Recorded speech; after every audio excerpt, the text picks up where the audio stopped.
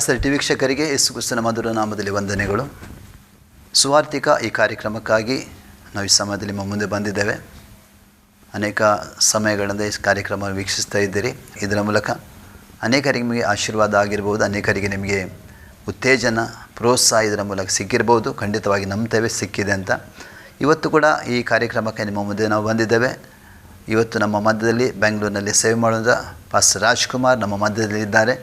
ಅವರನ್ನು ನಮ್ಮ ಮತ್ತು ನಿಮ್ಮೆಲ್ಲರ ಪರವಾಗಿ ನಾನು ಈ ಕಾರ್ಯಕ್ರಮಕ್ಕೆ ಸ್ವಾಗತಿಸ್ತಾ ಇದ್ದೇನೆ. ಪಾಸ್ಟರ್ ರಾಜ್ಕುಮಾರ್, ಯೇಸು ಕ್ರಿಸ್ತನ ಹೆಸರಿನಲ್ಲಿ ನಿಮಗೆ ಸುವಾರ್ತಿಕ ಕಾರ್ಯಕ್ರಮಕ್ಕೆ ನಾನು ಸ್ವಾಗತಿಸ್ತಾ ಇದ್ದೇನೆ.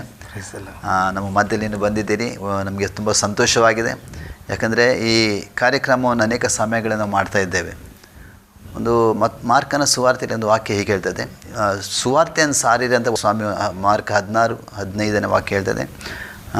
ಸುವಾರ್ತೆಯನ್ನು ಸಾರಿರಿ ಜಗತ್ತಿಗೆಲ್ಲ ಹೋಗಿದ್ದ ವಾಕ್ಯದಲ್ಲಿ ಹೇಗೆ ಹೇಳ್ಬಾರ್ದು ಅಂದರೆ, ಸುವಾರ್ತೆಗೆ ಅಂದರೆ ದೇವರ ಸುವಾರ್ತೆ ಸಾರುವಂಥ ಕರ್ತನಾದ ಪರಲೋಕದ ಸುವಾರ್ತೆಯನ್ನು ಸಾರುವಂಥ ಒಂದು ಜವಾಬ್ದಾರಿಕೆ ಉಳ್ಳವರೇ ಆಗಿದ್ದೀರಿ ನೀವು. ಕರ್ತನೊಂದು ಜವಾಬ್ದಾರಿಕೆ ನಿಮಗೆ ಕೊಟ್ಟಿದ್ದಾನೆ, ಸುವಾರ್ತೆ ಸಾರುವಂಥದ್ದು. ಫಸ್ಟೇ ಇವತ್ತು ಈ ಆಸರೆ ಟಿ ವಿಯಲ್ಲಿ ಬಂದಿದ್ದೀರಿ. ತಿರ್ಗಾ ನನಗೆ ಈ ಕಾರ್ಯಕ್ರಮಕ್ಕೆ ನಿಮಗೆ ಸ್ವಾಗತಿಸ್ತಾ ಇದ್ದೇನೆ. ಫಸ್ಟ್ ಕೆಲವು ಪ್ರಶ್ನೆಗಳು ನಿಮಗೆ ಕೇಳ್ತಾ ಇದ್ದೆ. ಯಾಕಂದರೆ ನಮಗೆ ಮತ್ತು ನಮ್ಮ ವೀಕ್ಷಕರಿಗೆ ನಿಮ್ಮ ಈ ಅಮೂಲ್ಯ ಸಮಯವನ್ನು ನಮ್ಮ ಜನರಿಗೂ ಕೂಡ ಒಂದು ಆಶೀರ್ವಾದವಾಗಬೇಕು, ಜನರಿಗೂ ಕೂಡ ಇದರ ಉತ್ತೇಜನವಾಗಬೇಕು, ಜನರಿಗೂ ಕೂಡ ಇದರ ಮೂಲಕ ಅನೇಕ ಸ್ವಾರ್ಥಿಕ ನನ್ನ ಸೇವೆ ವಿಷಯದಲ್ಲಿ ಜನರಿಗೆ ತಿಳುವಳಿಕೆ ಕೊಡಬೇಕಾಗಿದೆ. ಫಸ್ಟೇ ನೀವು ಸ್ವಂತ ಊರು ಬ್ಯಾಂಗ್ಳೂರೇನಾ? ನಾನು ಹುಟ್ಟಿದ್ದು ಬ್ಯಾಂಗ್ಳೂರಿನಲ್ಲಿ ಯಶವಂತಪುರ ಅನ್ನತಕ್ಕಂಥ ಒಂದು ಸ್ಥಳದಲ್ಲಿ ಹುಟ್ಟಿದ್ದು. ನಾನು ಮಲ್ಲೇಶ್ವರಂನಲ್ಲಿರ್ತಕ್ಕಂಥ KC ಜನರಲ್ ಹಾಸ್ಪಿಟ್ಲಲ್ಲಿ ಹುಟ್ಟಿದ್ದು. ಮಲ್ಲೇಶ್ವರಂನಲ್ಲಿ, ಬ್ಯಾಂಗ್ಳೂರಿನಲ್ಲಿ ನಿಮ್ಮ ಬ್ಯಾಂಗ್ಳೂರಿನಲ್ಲಿ ನಾನು ಹುಟ್ಟಿದ್ದು. ಅಂದರೆ ನಿಮ್ಮ ತಂದೆ ತಾಯಿ ಅಂದರೆ ಒರಿಜಿನಲ್ ಬ್ಯಾಂಗ್ಳೂರಿನವನೇನಾ? ಅಲ್ಲ, ಆ್ಯಕ್ಚುಲಿ ನಾನು ಬಂದುಬಿಟ್ಟಿದ್ದೇನೆ.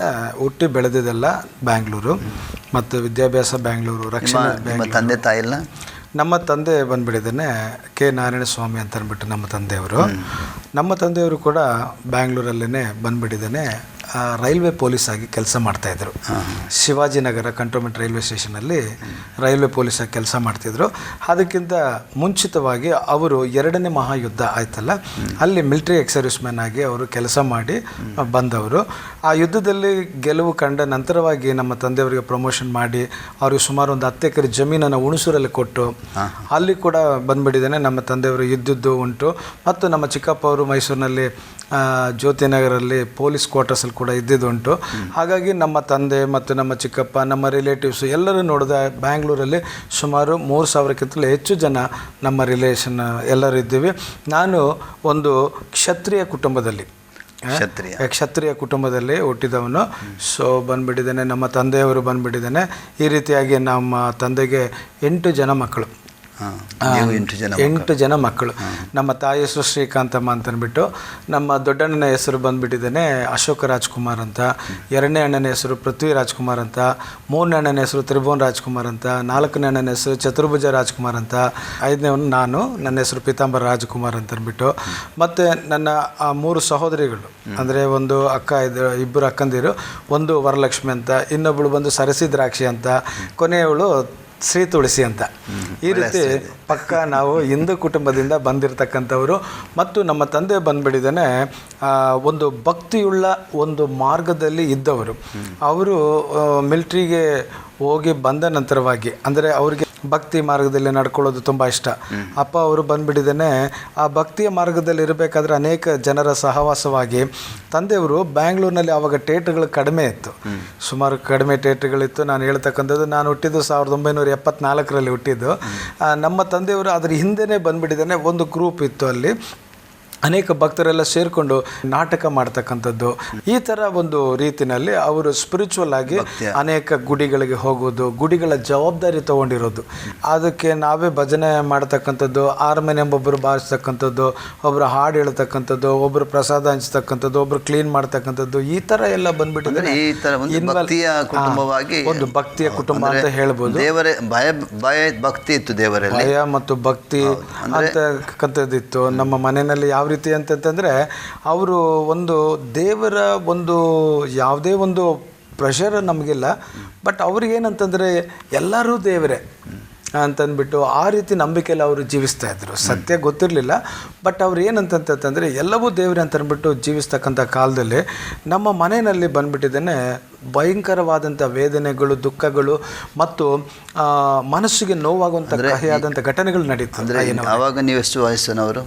ಅಯ್ಯನವರೇ, ನಾನು ಬಂದು 13ನೇ ವಯಸ್ಸಿನಲ್ಲಿ ನನಗೆ ಬುದ್ಧಿ ತಿಳಿದಾಗ ನನ್ನ ತಂದೆಯವರು ಬಂದು ತೀರ್ಕೊಂಡ್ರು. ಸೊ 13ನೇ ವಯಸ್ಸಲ್ಲಿ ನನ್ನ 13ನೇ ವಯಸ್ಸಿನಲ್ಲಿ ತಂದೆಯವರು ತೀರ್ಕೊಂಡ್ರು. ಅಂದರೆ ತಂದೆ ತೀರಿ ಹೋಗುವಾಗ ನಿಮ್ಮ 13ನೇ ವಯಸ್ಸು? ನನ್ನ 13. ನೀವು ವಿದ್ಯಾಭ್ಯಾಸ ಹೊಂದಿಕೊಂಡಿದ್ರ? ನಾನು 9th ಸ್ಟ್ಯಾಂಡರ್ಡ್ ಓದ್ತಿದ್ದಕ್ಕಂಥ ಸಮಯದಲ್ಲಿ. ಅಂದರೆ ಅದೇ ಊರಿನಲ್ಲಿ ನೀವು 9th ಸ್ಟ್ಯಾಂಡರ್ಡ್? ಹೌದು, ಅದೇ ಊರಿನಲ್ಲಿ ನಾನು ಯಶವಂತಪುರದಲ್ಲೇ ಒಂದು SN ಪ್ರೈಮರಿ ಅಂತ ಒಂದು ಸ್ಕೂಲ್ ಇತ್ತು, ಆ ಸ್ಕೂಲಲ್ಲಿ ನಾನು ಓದಿದ್ದು. ಸೊ ಅಲ್ಲಿ 1st ಸ್ಟ್ಯಾಂಡರ್ಡಿಂದ 7th ಸ್ಟ್ಯಾಂಡರ್ಡ್ವರೆಗೂ ನಾನು. ಹೇಗಿತ್ತು ನಿಮ್ಮ ವಿದ್ಯಾಭ್ಯಾಸ? ಕಲಿಯೋದ್ರಲ್ಲಿ ಹೇಗಿದ್ರಿ ನೀವು? ಭಾಳ ನಾನು ಚೆನ್ನಾಗಿ ಓದ್ತಿದ್ದೆ ಇನ್ನವ್ರೆ, ದೇವರ ಕೃಪೆಯಿಂದ. ಆ ದಿನದಲ್ಲಿ ಬಂದುಬಿಟ್ಟಿದ್ದೇನೆ ನನಗೆ ಇಂಗ್ಲೀಷ್ನಲ್ಲಿ ಬಂದುಬಿಟ್ಟಿದ್ದೇನೆ, ನಾನು ಹೆಚ್ಚಿಗೆ ಬಂದುಬಿಟ್ಟಿದ್ದೇನೆ ಮಾರ್ಕ್ಸ್ ತಗೊಳ್ತಕ್ಕಂಥವನಾಗಿದ್ದೆ.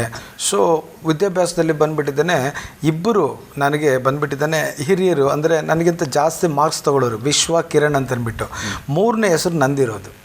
ಆಗ ಕ್ಲಾಸಲ್ಲಿ ಒಂದು 40 ಜನ ಇದ್ದರೆ 3ನೇ ವ್ಯಕ್ತಿಯಾಗಿ ನಾನು ಒಳ್ಳೆ ಸ್ಟಡೀಸ್ ಮಾಡ್ತಿದ್ದೆ ಇನ್ನೋರೆ. ಮತ್ತು ನಿಮಗೆ ನಿಮ್ಮ ತಂದೆ ಕೂಡ ನಿಮ್ಮ ಕಲಿಸುವಂಥ ಸಾಮರ್ಥ್ಯ ಕೂಡ ಇತ್ತು? ತುಂಬ ನನಗೆ ಕಾಗುಣಿತ, ಅಕ್ಷರಗಳು ಹೇಳ್ಕೊಡುವಂಥದ್ದು ಇದೆಲ್ಲ ಮಾಡ್ತಿದ್ರು ಅಪ್ಪನವರು. ಅದೆಲ್ಲ ಭಾಳ ನಮಗೆ ಚಿಕ್ಕಂದಿನಿಂದ ಕೂಡ ನಮ್ಮನ್ನು ಭಾಳ ಬೆಳೆಸಿದ್ರು. ವಿದ್ಯಾಭ್ಯಾಸದಲ್ಲೂ ಕೂಡ ಅವರು ಒಂದು ಮೇಷ್ಟ್ರಾಗಿದ್ದರು, ಒಂದು ಡ್ರಾಮಾ ಇದನ್ನೆಲ್ಲ ಮಾಡ್ತಕ್ಕಂಥವ್ರು, ಡ್ರಾಮಾ ನಡೆಸ್ತಕ್ಕಂಥವ್ರು, ಅವ್ರಿಗೆ ಮೇಷ್ಟ್ರಾಗಿದ್ದರು ಅಪ್ಪ ಅವರು. ಹಾಗಾಗಿ ಅವ್ರಿಗೆ ಸಂಗೀತ ಚೆನ್ನಾಗಿ ಗೊತ್ತು. ಸಂಗೀತ, ಸರಿಗಮ ಪದನಿಸ ಎಲ್ಲ ಹೇಳ್ಕೊಡೋರು, ಹಾಡುಗಳನ್ನು ಹೇಳ್ಕೊಡು, ಬೇರೆಯವ್ರಿಗೆ ಹಾಡುಗಳು ಬರ್ಕೊಡೋದು, ಹಾಡನ್ನು ಕಲಿಸ್ಕೊಡೋವಂಥದ್ದು ತುಂಬ ಅವ್ರ ಹತ್ರ ಟ್ಯಾಲೆಂಟ್ ಇತ್ತು. ಅವ್ರ ಹ್ಯಾಂಡ್ ರೈಟಿಂಗ್ ವಂಡರ್ಫುಲ್ ಆಗಿತ್ತು. ತುಂಬ ಒಂದು ಅವ್ರ ಸಿಗ್ನೇಚರ್ ಕೂಡ ಭಾಳ ಬ್ಯೂಟಿಫುಲ್ಲಾಗಿ ಮಾಡ್ತಕ್ಕಂಥವ್ರಾಗಿದ್ದರು. ಅಪ್ಪನವ್ರಿಗೆ ಬಂದುಬಿಟ್ಟಿದ್ದನ್ನು ತುಂಬ ಟ್ಯಾಲೆಂಟ್ ಇತ್ತು. ಅವನ್ನ ನಾವು ತುಂಬ ಪ್ರೀತಿ ಮಾಡ್ತಿದ್ವಿ, ಅಮ್ಮನವ್ರನ್ನ ನಾವು ತುಂಬ ಪ್ರೀತಿ ಮಾಡ್ತಿದ್ವಿ. ಆಗ ನಮಗೆ ಐನವ್ರೆ, ನಮಗೆ ಹುಣಸೂರಲ್ಲಿ ಜಮೀನಿದ್ರು. ನಮ್ಮ ಒಂದು ಡಾಲರ್ಸ್ ಕಾಲೋನಿಯಲ್ಲಿ 2 ಮನೆ 2 ಸೈಟ್ ಇತ್ತು, ಮತ್ತಿಕೆರೆನಲ್ಲಿ 2 ಮನೆ 2 ಸೈಟ್ ಇತ್ತು. ಈ ಥರ ಆಸ್ತಿಗಳು ಇದ್ರೂ ಕೂಡ ನಮ್ಮ ತಂದೆ ಮಿಲಿಟರಿ ಸರ್ವಿಸ್ ಮ್ಯಾನ್ ಆಗಿ ರಿಟೈರ್ಡ್ ಆದಮೇಲೆ ರೈಲ್ವೆ ಪೊಲೀಸ್ ಅವರು ಆಗಿದ್ರೂ ಕೂಡ ಕಷ್ಟ ಅನ್ನತಕ್ಕಂಥದ್ದು ಆಗ ಕಾಣಿಸ್ಕೊಳ್ತಕ್ಕಂಥದ್ದಾಗಿತ್ತು ಆ ದಿನಗಳಲ್ಲಿ. ಫಸ್ಟ್ ನೀವು ನಿಮ್ಮ 13ನೇ ವಯಸ್ಸಿನಲ್ಲಿ ನಿಮ್ಮ ತಂದೆ ತೀರಿಗೋದ್ರು. ನಿಮ್ಮ ವಿದ್ಯಾಭ್ಯಾಸ ಎಲ್ಲಿ ತನಕ ಹೋಯಿತು? ನಾನು 9th, ನನ್ನ ತಂದೆಯವರು ತೀರ್ಕೊಳ್ಳುವಂಥ ದಿನ ಬಂದುಬಿಟ್ಟು 9th ಫಸ್ಟ್ ಎಕ್ಸಾಮ್ ಬರೆಯುವಂಥ ದಿನ. ಆವಾಗಲೇ ತೀರ್ಕೊಂಡಾಗ ನನಗೆ ತುಂಬ ನೋವು ಉಂಟಾಯ್ತಾ ಇವ್ರವ್ರೆ. ಯಾಕೆ ನೋವು ಉಂಟಾಯ್ತು ಅಂತಂತಂದರೆ, ನನ್ನ ತಂದೆ ಬಂದುಬಿಟ್ಟಿದ್ದಾನೆ ಸನ್ಮಾರ್ಗದಲ್ಲಿ, ಒಳ್ಳೆಯ ಮಾರ್ಗದಲ್ಲಿ, ಭಕ್ತಿ ಮಾರ್ಗದಲ್ಲಿದ್ದು ಬೇಕಾದಷ್ಟು ದೇವರುಗಳನ್ನು, ಉದಾಹರಣೆಗೆ ನಾವು ಹುಟ್ಟಿ ಬೆಳೆದಂಥ ಮನೆಯಲ್ಲಿ ಒಳಗಡೆ ಒಂದು ಚಿಕ್ಕ ಒಂದು ಪೂಜೆ ರೂಮ್ ಇರೋದು, ಅದರಲ್ಲಿ ಕೂಡ ದೀಪ ಅಂಟಿಸ್ತಾ ಪ್ರತಿದಿನ ಇದು ಮಾಡ್ತಕ್ಕಂಥದ್ದು. ನಮ್ಮ ತಂದೆ ಪ್ರತಿನಿತ್ಯ ಒಂದು ದೇವಸ್ಥಾನಕ್ಕೆ ಹೋಗಿ ಬರ್ತಕ್ಕಂಥ, ನಾವು ಕೂಡ ಹಂಗೆಲ್ಲ ಮಾಡ್ತಕ್ಕಂಥವ್ರಾಗಿದ್ವಿ. ಇಷ್ಟು ಭಕ್ತಿಯಾಗಿ ನಾವು ದೇವರುಗಳನ್ನು ಪೂಜಿಸ್ತಿದ್ವಿ. ನನ್ನ ತಂದೆಗಿಂತಲೂ ನನ್ನ ತಾಯಿ ಹೆಚ್ಚು. ಎಲ್ಲ ನಿಮಗೆ ತಮ್ಮ ಸಣ್ಣ ಪ್ರಾಯದಲ್ಲಿ ಎಲ್ಲ ಅಭ್ಯಾಸ ಮಾಡಿದ್ರೆ ಏನು ಅಂದರೆ ಅವರು ಅದರಲ್ಲಿ ಬೆಳೆದ ಬಂದರೆ ಅದೇ ರೀತಿ ನಿಮಗೂ ಕೂಡ ಅದನ್ನೇ ನನಗೂ ಕಲಿಸಿದ್ರು. ಸೊ ನಾನು ಕೂಡ ಅದನ್ನೆಲ್ಲ ಮಾಡ್ತಾ ನಾನು ಒಂದನ್ನೇ ಕೇಳ್ತಾ ಇದ್ದೆ, ನಮ್ಮ ತಂದೆ ಎಷ್ಟು ಕಷ್ಟಪಡ್ತಿದ್ದಾರೆ, ತಾಯಿ ಇಷ್ಟು ಕಷ್ಟಪಡ್ತಿದ್ದಾರೆ, ಭಾಳ ಕಷ್ಟಪಡ್ತಿದ್ದು. ಹಣದ ಸಮಸ್ಯೆ, ವಿದ್ಯಾಭ್ಯಾಸಕ್ಕಾಗಿ ಮತ್ತು ನಮ್ಮ ಫ್ಯೂಚರ್ಗಾಗಿ ಈ ಥರ ಇತ್ತು.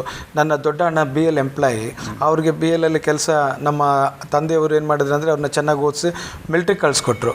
ಅಣ್ಣನನ್ನು ಮಿಲ್ಟ್ರಿಗೆ ಕಳಿಸ್ಕೊಟ್ರು. ಅಣ್ಣನ ಮಿಲ್ಟ್ರಿಗೆ ಹೋಗ್ಬಿಟ್ಟು ಬಂದ ನಂತರ ಅವ್ರಿಗೆ BLಲ್ಲಿ ಕೆಲಸ ಇಸ್ಕೊಟ್ರು. ದೊಡ್ಡಣ್ಣ BLಲ್ಲಿ ಕೆಲಸದಲ್ಲಿ ಹೋಗಿ ಸೇರಿಕೊಂಡ್ರು. ಮನೆ ತುಂಬ ಚಿಕ್ಕದಾಗಿತ್ತು. ಆ ಸಂದರ್ಭದಲ್ಲಿ ಅವರು ಮನೆ ಬಿಟ್ಟು ಹೊರಗಡೆ ಹೋದರು. ಆಮೇಲೆ ಇನ್ನೊಂದು 2ನೇ ಅಣ್ಣ ಇದ್ದರು, ಅವ್ರನ್ನೂ ಕೂಡ ಬಂದುಬಿಟ್ಟಿದ್ದೇನೆ, ಒಳ್ಳೆ ಮೆಕ್ಯಾನಿಕ್ ಆಗಿದ್ದರು. ಅವ್ರಿಗೆ BFWಲ್ಲಿ ಕೆಲಸ ಸಿಕ್ತು, ಅವರು ಕೂಡ ಮನೆ ಬಿಟ್ಟು ಹೋಗುವಂಥ ಸಂದರ್ಭ ಆಯಿತು. ಸೊ ಬಂದುಬಿಟ್ಟಿದ್ದೇನೆ. ಆ ಇಬ್ಬರು ಅಣ್ಣಂದಿರು ಮನೆ ಬಿಟ್ಟು ಹೋದ್ಮೇಲೆ ನಮ್ಮ ತಂದೆ ಮಾನಸಿಕವಾಗಿ ತುಂಬ ನೋವುಗೊಳಗಾಗ್ಬಿಟ್ರು. ಸೊ ಕುಟುಂಬ ಅಂದಮೇಲೆ ಎಲ್ಲ ಕುಟುಂಬದಲ್ಲಿ ಸಮಸ್ಯೆಗಳು ಬರೋದು ಸಹಜ ಇರುತ್ತೆ. ಆದರೆ ನನ್ನ ತಂದೆ ಏನಾದರೂ ಅಂದರೆ ತುಂಬ ಮಾನಸಿಕವಾಗಿ ದುಃಖಕ್ಕೊಳಗಾದ್ರು, ಹೌದು, ತುಂಬ ಇದಾದ್ಕೊಂಡ್ರು. ಮತ್ತು ನಮ್ಮ ತಂದೆಗೆ ಏನು ಮಾಡೋಕ್ಕಾಗ್ತಿರ್ಲಿಲ್ಲ. ನಮ್ಮ ತಾಯಿನೂ ಭಾಳ ಕಷ್ಟಪಟ್ಟರು. ಮೊಸರನ್ನು ಮಾರೋದು, ಹಾಲನ್ನು ಮಾರೋದು, ವಡೆ ಬಜ್ಜಿಯನ್ನು ಮಾರೋದು. ನಾವೆಲ್ಲ ವಡೆ ಬಜ್ಜಿಗಳನ್ನು ತೊಗೊಂಡೋಗಿ ಸಾರೆ ಅಂಗಡಿ ಹತ್ರ, ಎಂಡದ ಅಂಗಡಿ ಹತ್ರ ಎಲ್ಲ ಹೋಗಿದ್ದೇನೆ, ಬಂದುಬಿಟ್ಟಿದ್ದೇನೆ. ಹೌದು, ಆ ಥರ ಕಷ್ಟ ಬಿದ್ದು ಆ ಥರ ಎಲ್ಲ ನಾವು ಮಾಡಿಕೊಳ್ತಾ ಬರ್ತಾ ಇದ್ವಿ.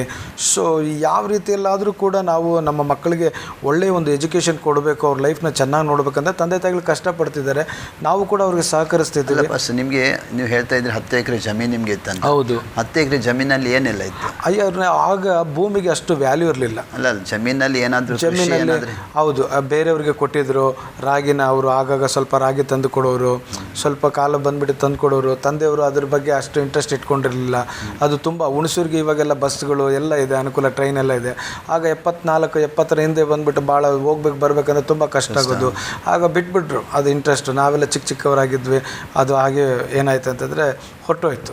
ಸೊ ಬೇರೆಯವರು ಇದು ಮಾಡಿಕೊಂಡು ಆ ಥರ ನಾವೆಲ್ಲ ಚಿಕ್ಕವರಿದ್ವಿ. ಅಪ್ಪನಿಗೆ ಅದು ಇಂಟ್ರೆಸ್ಟ್ ಇಲ್ಲ ಹೊಲದ ಮೇಲೆ. ಸೊ ಮಕ್ಕಳನ್ನ ನೋಡ್ಕೋಬೇಕು, ಇದನ್ನೆಲ್ಲ ಮಾಡ್ಬೇಕಂತ ಅಂದ್ಬಿಟ್ಟು ಹಾಗಾಗಿ ಬೇರೆ ಕಡೆ ಮನೆ ಕಟ್ಟಿ ಬಾಡಿಗೆ ಕೊಟ್ಟಿದ್ರು. ಅವ್ರು ಬಾಡಿಗೆ ಸರಿಯಾಗಿ ಕೊಡ್ತಿರ್ಲಿಲ್ಲ. ಆಗ 200 ರೂಪಾಯಿ ಬಾಡಿಗೆ, ಮನೆ ಬಾಡಿಗೆ ಬಂದು 200 ರೂಪಾಯಿ. ಅವರು ಕೊಡ್ತಾ ಇರಲಿಲ್ಲ, ಸ್ವಲ್ಪ ಕೊಡೋರು ಸ್ವಲ್ಪ ಕೊಡ್ತಿರ್ಲಿಲ್ಲ. ಈಗ ಭಾಳ ಬೇಸರ ಆಗೋದು ನಮಗೆ. ಸುತ್ತಿಸ್ತಾರೆ ಬಾಡಿಗೆಗೆ, ಮನೆ ಯಾಕೆ ಮನೆನ ಮಾರ್ಬಿಡೋಣ ಅನ್ನೋ ಸ್ಥಿತಿಗೂ ಕೂಡ ಆ ಥರ ಎಲ್ಲ ಇದಾಯಿತು. ಸೊ ಆ ಥರ ಎಲ್ಲ ಆಸ್ತಿ ಇದ್ರೆ ಅಂತೂ ನೀವು ಚಿಕ್ಕ ಪ್ರಾಯದಲ್ಲಿ ಅಂದರೆ ನಿಮ್ಮ ತುಂಬ ಕಷ್ಟಪಟ್ಟಿದ್ದೀರಿ. ಅಂದರೆ ಎಲ್ಲ ಇದ್ದು ಹೌದು, ಆಸ್ತಿಗಳಿದ್ರೂ ಕೂಡ ಅದಕ್ಕೆ ಕಾರಣ ಏನಿರ್ಬೋದು? ನಿಮ್ಮ ತಂದೆ ಏನಾದರೂ ಕುಡಿಯುವಂಥ ಅಭ್ಯಾಸ ಆಯ್ತಾ? ಇಲ್ಲ, ಕುಡಿಯುವಂಥ ಅಭ್ಯಾಸ ಎಲ್ಲ ಏನಿಲ್ಲ. ಇದಕ್ಕೆ ಕಾರಣ ನನಗೆ ನಾನು ರಕ್ಷಣೆಗೆ ಬಂದ ನಂತರ ನನಗೆ ಸತ್ಯವೇದದ ಮುಖಾಂತರವಾಗಿ ಗೊತ್ತಾಯ್ತು. ಏನವರೇ, ಕೀರ್ತನೆಗಳಲ್ಲಿ ಪ್ರೀತಿಯ ದೇವರ ವಾಕ್ಯ ಈ ರೀತಿ ಹೇಳ್ತದೆ, 16ನೇ ಅಧ್ಯಾಯ 4ನೇ ವಚನ, ಇತರ ದೇವರುಗಳನ್ನು ಅವಲಂಬಿಸಿದವರಿಗೆ ಬಹಳ ಕಷ್ಟ ನಷ್ಟಗಳು ಉಂಟಾಗುವಂಥ ಒಂದು ವಾಕ್ಯ. ಇತರ ದೇವರು, ಹೌದು. ಅಂದರೆ ಇತರ ದೇವರ ಕೀರ್ತನೆ ಪುಸ್ತಕ ಓದಿದ ವಾಕ್ಯ ಸತ್ಯವಾಕ್ಯವಾಗಿದೆ. ಅದು ಇತರ ದೇವರಂತ ಆ ಸಮಯದಲ್ಲಿ ಸತ್ಯ ಗೊತ್ತಿಲ್ಲದಾಗ ಇತರ ದೇವರಂತ ಹೇಗೆ ಬರ್ತದೆ ಅದು? ಅಂದರೆ ನಾವು ಕಷ್ಟಕ್ಕೊಳಗಾಗಿದ್ದು ಯಾವ ರೀತಿ ಅಂತಂತಂದರೆ, ಇವಾಗ ಸರ್ವಲೋಕಕ್ಕೆ ಒಬ್ಬನೇ ಸೃಷ್ಟಿಕರ್ತಾ ಇದ್ದಾನೆ ಅನ್ನತಕ್ಕಂಥ ನಂಬಿಕೆ ನಮಗಿಲ್ಲದೇ ಇರೋದ್ರಿಂದ, ಮತ್ತು ನಿಜವಾದ ದೇವರನ್ನು ನಾವು ಅರಿಯದೇ ಇರೋದ್ರಿಂದ, ಮತ್ತು ಆ ಸತ್ಯ ದೇವರನ್ನು ಸತ್ಯ ರೀತಿಯಲ್ಲಿ ಆತ್ಮಿಕ ತಕ್ಕ ಹಾಗೆ ಆರಾಧನೆ ಮಾಡದೇ ಇರೋದ್ರಿಂದ ಕೂಡ ನಮಗೆ ಈ ಕಷ್ಟಗಳು ಬಂತು.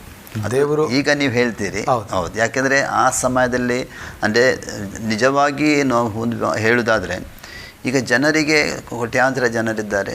ಎಲ್ಲ ಜನರಿಗೆ ಸತ್ಯ ಅಂತ ಯಾವುದು ಗೊತ್ತಾಗೋದಿಲ್ಲ. ಯಾಕಂದರೆ ಅವರು ಮಾಡುವಂಥದ್ದೇ ಸರಿ, ನಾವು ಮಾಡುವಂಥದ್ದು ಸತ್ಯ, ನಾವು ಮಾಡುವಂಥದ್ದೇ ಸರಿಯಾದ ಆರಾಧನೆ ಜನರು ಮಾಡ್ತಾ ಇದ್ದಾರೆ.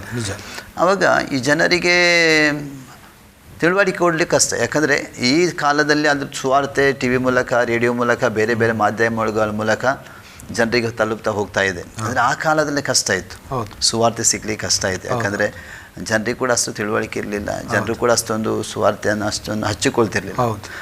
ಈಗಿನ ಕಾಲದಲ್ಲಿ ಅದು ದೇವರ ಕಾರ್ಯದ ಬಲವಾಗಿ ನಡೀತದೆ. ಆ ಕಾಲದಲ್ಲಿ ನೀವು ಹೇಗೆ ನಿಮಗೆ ಸತ್ಯದ ಬಗ್ಗೆ ಗೊತ್ತಾಯಿತು ಭಾಷೆ? ಈ ರೀತಿ ಇರುವಾಗಾದರೆ ತಂದೆ ತೀರ್ಕೊಂಡ್ರೆ, ಏನವ್ರೆ, ನನ್ನ 13ನೇ ವಯಸ್ಸಿನಲ್ಲಿ ತಂದೆ ತೀರ್ಕೊಂಡ್ರಲ್ಲ, ಆವಾಗ ನನಗೆ ಒಂದು ದೇವರುಗಳ ಮೇಲೆ ಸಿಟ್ಟು ಬಂದದ್ದು. ಆವಾಗ ನನ್ನ ತಂದೆ ನಿರಪರಾಧಿ, ಯಾವುದೇ ರೀತಿಯಾದಂಥ ಪಾಪಗಳನ್ನು ಮಾಡಿಲ್ಲ.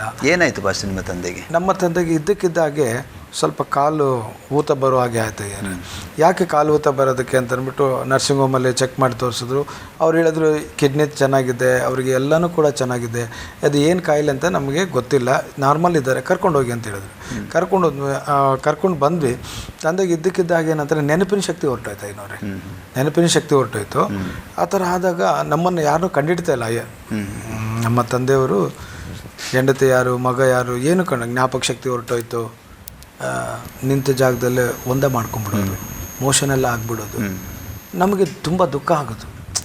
ಯಾವ ರೀತಿ ಅಂತಂತಂದರೆ, ಇಷ್ಟು ಒಂದು ಒಳ್ಳೆ ಭಕ್ತಿಯಲ್ಲಿದ್ದು ನನ್ನ ತಂದೆ ಇಷ್ಟೆಲ್ಲ ದೇವರಿಗೆ ಭಜನೆ ಮಾಡಿ ಪೂಜೆ ಮಾಡಿ ನಮ್ಮನ್ನು ಮಾರ್ಗದಲ್ಲಿ ನಡೆಸಿಕೊಟ್ಟು ನಮ್ಮನ್ನೆಲ್ಲ ಈ ರೀತಿಯೆಲ್ಲ ಮಾಡಿದ ತಂದೆಗೆ ಇವತ್ತು ನೆನಪಿನ ಶಕ್ತಿ ಕಳೆದೋಯ್ತು.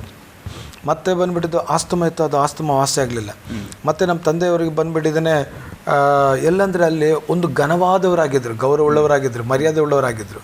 ಎಲ್ಲರಿಗೂ ಕೂಡ ಹೋಗ್ತಾ ಬರ್ತಾ ಬಂದು ಮಿಲಿಟರಿ ಎಕ್ಸ್ ಸರ್ವಿಸ್ ಮ್ಯಾನು, ಇವರು ರೈಲ್ವೆ ಪೊಲೀಸ್ ಅಂತ ಭಕ್ತಿ, ಇನ್ನೊಂದು ಕಡೆ ಶಿಸ್ತು ಎಲ್ಲ ಭಾಳ ಚೆನ್ನಾಗಿತ್ತು.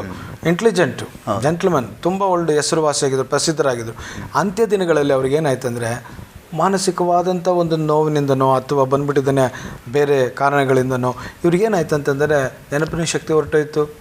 ಈಗ ಎಲ್ಲರ ಮುಂದೆ ಅವಮಾನ ಪಡುವಂಥ ಸ್ಥಿತಿ ಬಂತು. ಆವಾಗ ತುಂಬ ನಮಗೆ ದುಃಖಕ್ಕೊಳಗಾದ್ವಿ. ಯಾರನ್ನಾದರೂ ಕೂಡ ನಾವು ಪೂಜಿಸಿ ಕರೆದಾಗ ಬಂದು ನಮ್ಮ ತಂದೆನೇ ಸರಿ ಮಾಡಿರಿ ಅಂತಂದ, ಯಾರೂ ಕೂಡ ಬಂದು ಸರಿ ಮಾಡೋಕ್ಕಾಗಲಿಲ್ಲ. ಅದು ಆಗದೇ ಇದ್ದಂಥ ಪಕ್ಷದಲ್ಲಿ ನನಗೇನಾಯಿತು, ಬೇಡಿ ಏನು ಫಲ ಸಿಗಲಿಲ್ಲ. ಕೊನೆಯಲ್ಲಿ ನನ್ನ ತಂದೆ ಹೋದ್ಮೇಲೆ ತುಂಬ ಮನಸ್ಸು ನೋವುಂಟಾಯಿತು. ನನ್ನ ತಂದೆ ಇಷ್ಟು ಭಕ್ತಿಯಾಗಿದ್ದು ನನ್ನ ತಂದೆಯನ್ನೇ ಕಾಪಾಡದೇ ಇದ್ದಂಥ ದೇವರುಗಳು ನನಗೆ ಬೇಕಾಗಿಲ್ಲ.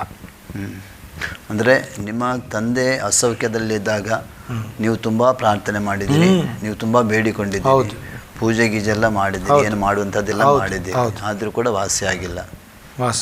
ಅದಕ್ಕಾಗಿ ನಿಮಗೆ ದೇವರ ಮೇಲೆ ಸಿಟ್ಟು ಬಂತು.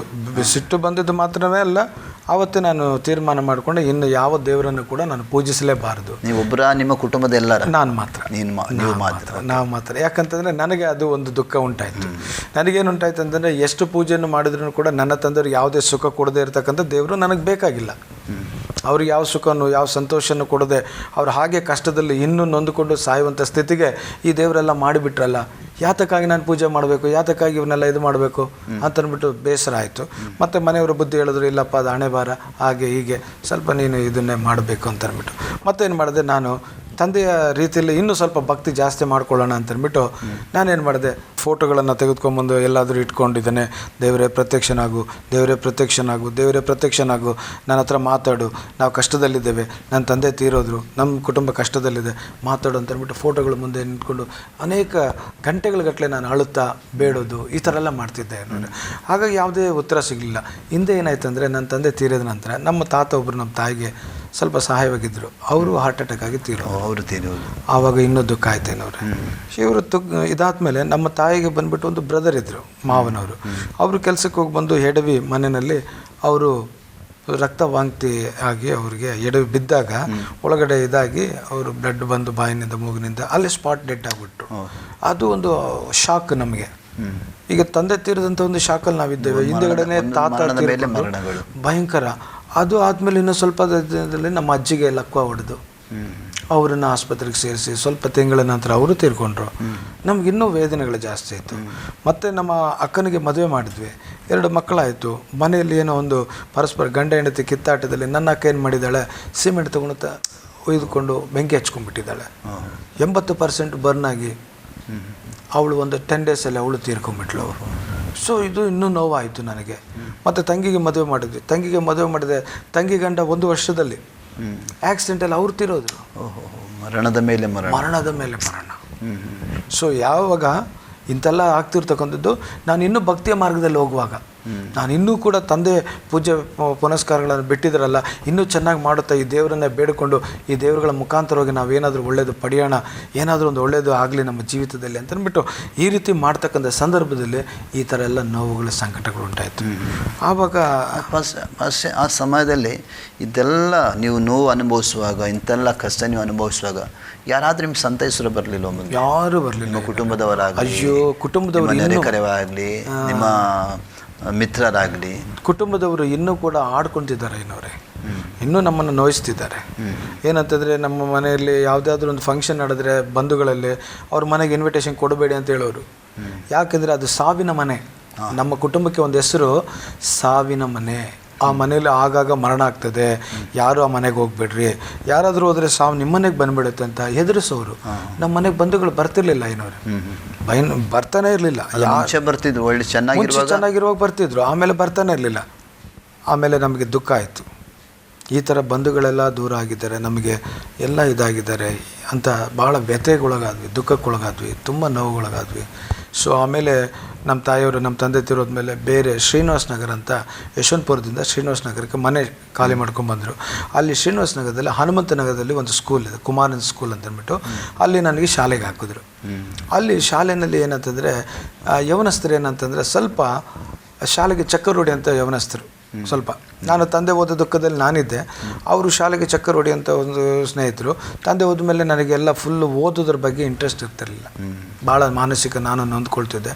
ಇಲ್ಲಿ ಮನೆ ಶಿಫ್ಟ್ ಆದಮೇಲೆ ಅಲ್ಲಿಂದ ಇಲ್ಲಿ ಬಂದ ಮೇಲೆ ನನಗೆ ಸ್ನೇಹಿತರ ಜೊತೆ ಸೇರಿ ಸಿನಿಮಾಗೆ ಹೋಗೋಣ, ಅಲ್ಲಿ ಇಲ್ಲಿ ಹೋಗೋಣ ಬರೋಣ ಅನ್ನತಕ್ಕಂಥದ್ದು ಅವ್ರ ಜೊತೆಲಿ ಸೇರಿಕೊಂಡು. ಸೊ ಅಮ್ಮನಿಗೆ ಕಷ್ಟ, ಬುಕ್ಸ್ ಎಲ್ಲ ಕೊಡಿಸೋದಕ್ಕೆ ಓದಿಸೋದಕ್ಕೆ ನಾನು ಯಾಕೆ ಕಷ್ಟ ಕೊಡಬೇಕು, ನಾನು ಹೋಗಿ ಎಲ್ಲನೂ ಕೆಲಸ ಮಾಡ್ಕೊಂಡು ಬರೋಣ, ಅಮ್ಮನಿಗೆ ಸಪೋರ್ಟ್ ಮಾಡೋಣ ಅಂತ ಆ ಥರ ಭಾವನೆ ಬಂದು ನಾನು ಸಣ್ಣ ಸಣ್ಣ ಕೆಲಸಗಳು ಮಾಡ್ಕೊಳ್ಳೋದಕ್ಕೆ ನಾನು ಟ್ರೈ ಮಾಡಿದೆ. ಎಲೆಕ್ಟ್ರಿಕಲ್ ಕೆಲಸ ನನಗೆ ಇಷ್ಟ ಆಯಿತು, ಸೆಟ್ ಆಯಿತು. ಅದರಲ್ಲಿ ನಾನು ಸ್ವಲ್ಪ ಅನುಭವದಲ್ಲಿ ಹೋದೆ. ಮನೆಯಲ್ಲಿ ಬೈದರು, ಬೇಡ ಎಜುಕೇಷನ್ ಮಾಡು ಅಂತ. ಇಲ್ಲ, ನಿಮಗೆ ಓದಿಸೋದಕ್ಕಾಗೋದಿಲ್ಲ, ಅಪ್ಪ ಇಲ್ಲ ಬೇರೆ, ನೀವು ಹೆಂಗೆ ಮಾಡ್ತೀರಾ, ಏನು ಮಾಡ್ತೀರಾ, ಬೇಡ ನಾನು ಎಜುಕೇಷನ್ ಬಿಟ್ಬಿಡ್ತೀನಿ, ಬಿಟ್ಬಿಟ್ಟು ನಾನು ಮುಂದೆ ನೋಡ್ತೀನಿ ಯಾವುದಾದ್ರೂ ನನ್ನ ಕರೆಸ್ಪಾಂಡೆನ್ಸ್ ಏನೋ ಮಾಡ್ಕೊಳ್ತೀನಿ ಅಂತ ಅಂದ್ಬಿಟ್ಟಿದ್ದೇನೆ. ಅಮ್ಮನವ್ರಿಗೆ ಹೇಳ್ಬಿಟ್ಟು ನಾನೇನು ಮಾಡಿದೆ, ಕೆಲಸಕ್ಕೆ ಸೇರ್ಕೊಂಡ್ಮೇಲೆ ಆ ಎಲೆಕ್ಟ್ರಿಕಲ್ ಕೆಲಸ ನಾನು ಸುಮಾರು ಒಂದು 15ನೇ ವಯಸ್ಸಿನಲ್ಲಿ ಕೆಲಸಕ್ಕೆ ಸೇರ್ಕೊಂಡೆ. ಅಂದರೆ ವಿದ್ಯಾಭ್ಯಾಸಕ್ಕೆ ಅಲ್ಲಿಗೆ ಸ್ಟಾಪ್ ಮಾಡಿದೆ. ನಾನು 9th ಡಿಸ್ಕಂಟಿನ್ಯೂ ಮಾಡಿದೆ. 9th ಪೂರ್ತಿ ಮಾಡಲಿಲ್ಲ ನಾನು. 9th ಸ್ಟ್ಯಾಂಡರ್ಡಲ್ಲಿ ಫಸ್ಟ್ ಎಕ್ಸಾಮಲ್ಲಿ ನನ್ನ ತಂದೆ ತೀರೋದ್ರು, ಪಾಸ್ ಮಾಡಿಬಿಟ್ರು ಅವರು. ನಮ್ಮ ಟೀಚರ್ಸ್ ಎಲ್ಲ ಗೊತ್ತಿತ್ತು ಅವ್ರಿಗೆ ಈ ಥರ ಆಗಿದೆ, ಅವ್ನು ಬರೋಕ್ಕಾಗಲಿಲ್ಲ. ಎಕ್ಸಾಮ್ನಲ್ಲಿ ಒಳ್ಳೆ ಸ್ಟೂಡೆಂಟ್ ಅವನು, 7thಲ್ಲೆಲ್ಲ ಒಳ್ಳೆ ಮಾರ್ಕ್ಸ್ ತೊಗೊಂಡಿದ್ದಾನಂತ 9th ಸ್ಟ್ಯಾಂಡರ್ಡ್ ನನಗೆ ಒಳ್ಳೆ ಒಂದು ಮಾರ್ಕ್ಸ್ ಹಾಕಿ ಕೊಟ್ಟು ನನ್ನ ಪಾಸ್ ಮಾಡಿ ಕಳಿಸಿದ್ರು. ನಾನು ನೆಕ್ಸ್ಟ್ ನಮ್ಮ ಕುಮಾರನ್ ಸ್ಕೂಲ್ ಬಂದು ಸೇರಿಸಿದ್ರೆ ನಮ್ಮ ಅಕ್ಕನವ್ರಿಗೆ ಪರಿಚಯ ಇರೋದು, ನಮ್ಮ ದೊಡ್ಡಮ್ಮನ ಮಗಳು. ಸೊ ಅವರೆಲ್ಲ ಬಂದುಬಿಟ್ಟಿದ್ದಾನೆ ಟೀಚರ್ಸು. ಸೊ ನಮ್ಮನೆಯವರೆಲ್ಲ ಅಂತಾರೆ, ಅವರೆಲ್ಲ ಒಂದು ನೀನು ಸೇರಿಸಿದ್ದಾರೆ, ನೀನು ಚೆನ್ನಾಗಿ ಓದಬೇಕು ಅಂತಂದ್ಬಿಟ್ಟು. ಆವಾಗ ನಾನು ಬಿಡ್ತೀನಿ ಅಂದರೆ ಅವ್ರಿಗೆ ತುಂಬ ದುಃಖ ಆಯಿತು.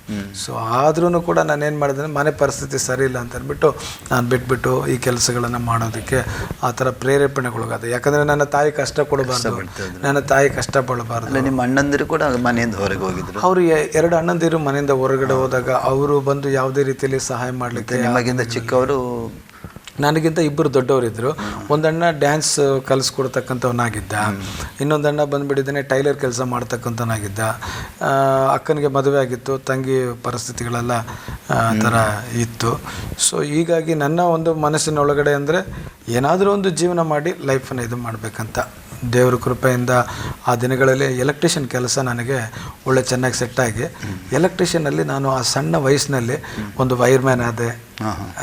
ನಾನು ಸ್ಟಾರ್ಟಿಂಗು ಕೂಲಿಗೆ ಓದೋದು 15 ರೂಪಾಯಿಗೆ, 15 ರೂಪಾಯಿ ಕೂಲಿ ತೊಗೊಳ್ತಿದ್ದೆ. ಸೊ ಆನಂತರವಾಗಿ ನನಗೆ 30 ಆಗಿ, 50 ಆಗಿ, 100 ಆಗಿ, ಹಾಗೆ ನನಗೇನಾಯ್ತು ಅಂದರೆ ಆಮೇಲೆ ಈ ಕೆಲಸ ಎಲ್ಲ ಬಂದ ಮೇಲೆ ನಾನು ಚೆನ್ನಾಗಿ ಮಾಡೋದನ್ನು ನೋಡಿಬಿಟ್ಟಿದ್ದೇನೆ. ನಾನು ಕಾಂಟ್ರಾಕ್ಟ್ ಕೊಡೋರು ಆ ಸಣ್ಣ ವಯಸ್ಸಲ್ಲಿ, ಪೀಸ್ ವರ್ಕ್ ಥರ ಅದನ್ನು ಮಾಡಿ ಅಂತ ಅಂದ್ಬಿಟ್ಟು. ಆಗ ನಾನು ಹೋಟ್ಲ್ಗಳು, ಆಮೇಲೆ ಬಂದು ಅಪಾರ್ಟ್ಮೆಂಟ್ಸ್ಗಳು, ಸಣ್ಣ ಸಣ್ಣ ಕೆಲಸಗಳನ್ನೆಲ್ಲ ಮಾಡಿ ಅದರ ಮುಖಾಂತರವಾಗಿ ನಾನು ಎಲೆಕ್ಟ್ರಿಕಲ್ ಕೆಲಸ ಮಾಡ್ತಕ್ಕಂಥ ಸಂದರ್ಭದಲ್ಲಿ ಮಂಗಳೂರಿಗೆ ನಾನು ಬಂದುಬಿಟ್ಟಿದ್ದೆ. ಬೈಕಂಪಾಡಿ ಅನ್ನತಕ್ಕಂಥ ಇಂಡಸ್ಟ್ರಿಯಲ್ ಏರಿಯಾಗೆ ನಾನು ಆ ಸಣ್ಣ ವಯಸ್ಸಿನಲ್ಲಿ ಬಂದು ಎಲೆಕ್ಟ್ರಿಷಿಯನ್ ಕೆಲಸಕ್ಕಾಗಿ ನಾನು ಬಂದಿದ್ದೆ. ಮಂಗಳೂರಿನಲ್ಲಿ ಬೈಕಂಪಾಡಿ. ಯಾವುದರಲ್ಲಿ ಮಾಡಿದ್ರಿ? ನಾನು ಬಸ್ಸಲ್ಲಿ ಬಂದು. ಅಲ್ಲ, ಬೈಕಂಪಾಡಿ ಯಾವ ಕಂಪನಿಯಲ್ಲಿ ಕೆಲಸ ಮಾಡಿದ್ರಿ? ಆ ಕಂಪನಿ ಅಂದರೆ ಒಂದು ಗೋಧಿ ಮಿಲ್, ಅಂದರೆ ಗೋಧಿ ಮೈದಾ ಎಲ್ಲ ಮಾಡ್ತಕ್ಕಂಥ ಒಂದು ಮಿಲ್ ಅದು. ಆ ಮಿಲ್ಲಿಗಾಗಿ ಬಂದಿದ್ದೆ, ಅಷ್ಟು ಜ್ಞಾಪಕ ಇಲ್ಲ ಅದ್ರ ಹೆಸರು. ಬಟ್ ನಾನು ಬೈಕಂಪಾಡಿಗೆ ಬಂದು ಒಂದು ಕಂಪನಿಯಲ್ಲಿ ನಾನು ವರ್ಕ್ ಮಾಡಿದ್ದೆ. ಸೊ ಅದು ಬಂದುಬಿಟ್ಟಿದ್ದೇನೆ. ಅಲ್ಲಿ ಒಂದು ಸುಮಾರು ದಿನಗಳು ವರ್ಕ್ ಮಾಡಿ ಆನಂತರವಾಗಿ ನಾನು ಬ್ಯಾಂಗ್ಳೂರಿಗೆ ಬಂದು, ಬ್ಯಾಂಗ್ಳೂರಿನಲ್ಲಿ JP ನಗರದಲ್ಲಿ ಒಂದು ಹೋಟೆಲ್ ಮಾಡಿದ್ವಿ, ಶಿವದರ್ಶಿನಿ ಅಂತ ಅಂದ್ಬಿಟ್ಟು. ನಾವೇ ಓನಾಗಿ, ನಮ್ಮ ಜೊತೆಯಲ್ಲಿ ಒಬ್ಬರು ಸಪೋರ್ಟ್ ಇದ್ದರು. ಮತ್ತು ಬಂದುಬಿಟ್ಟಿದ್ದೇನೆ ಹನುಮಂತ ನಗರದಲ್ಲಿ ಒಂದು 3 ಬಿಲ್ಡಿಂಗ್, ಮತ್ತು ಪದ್ಮನಾಭ ನಗರದಲ್ಲಿ ಈ ಥರ ಸುಮಾರು ಮನೆಗಳು ಮಾಡ್ತಿದ್ವಿ. ನಮ್ಮ ಭಾವ ಬಂದು ಎಲೆಕ್ಟ್ರಿಷಿಯನು.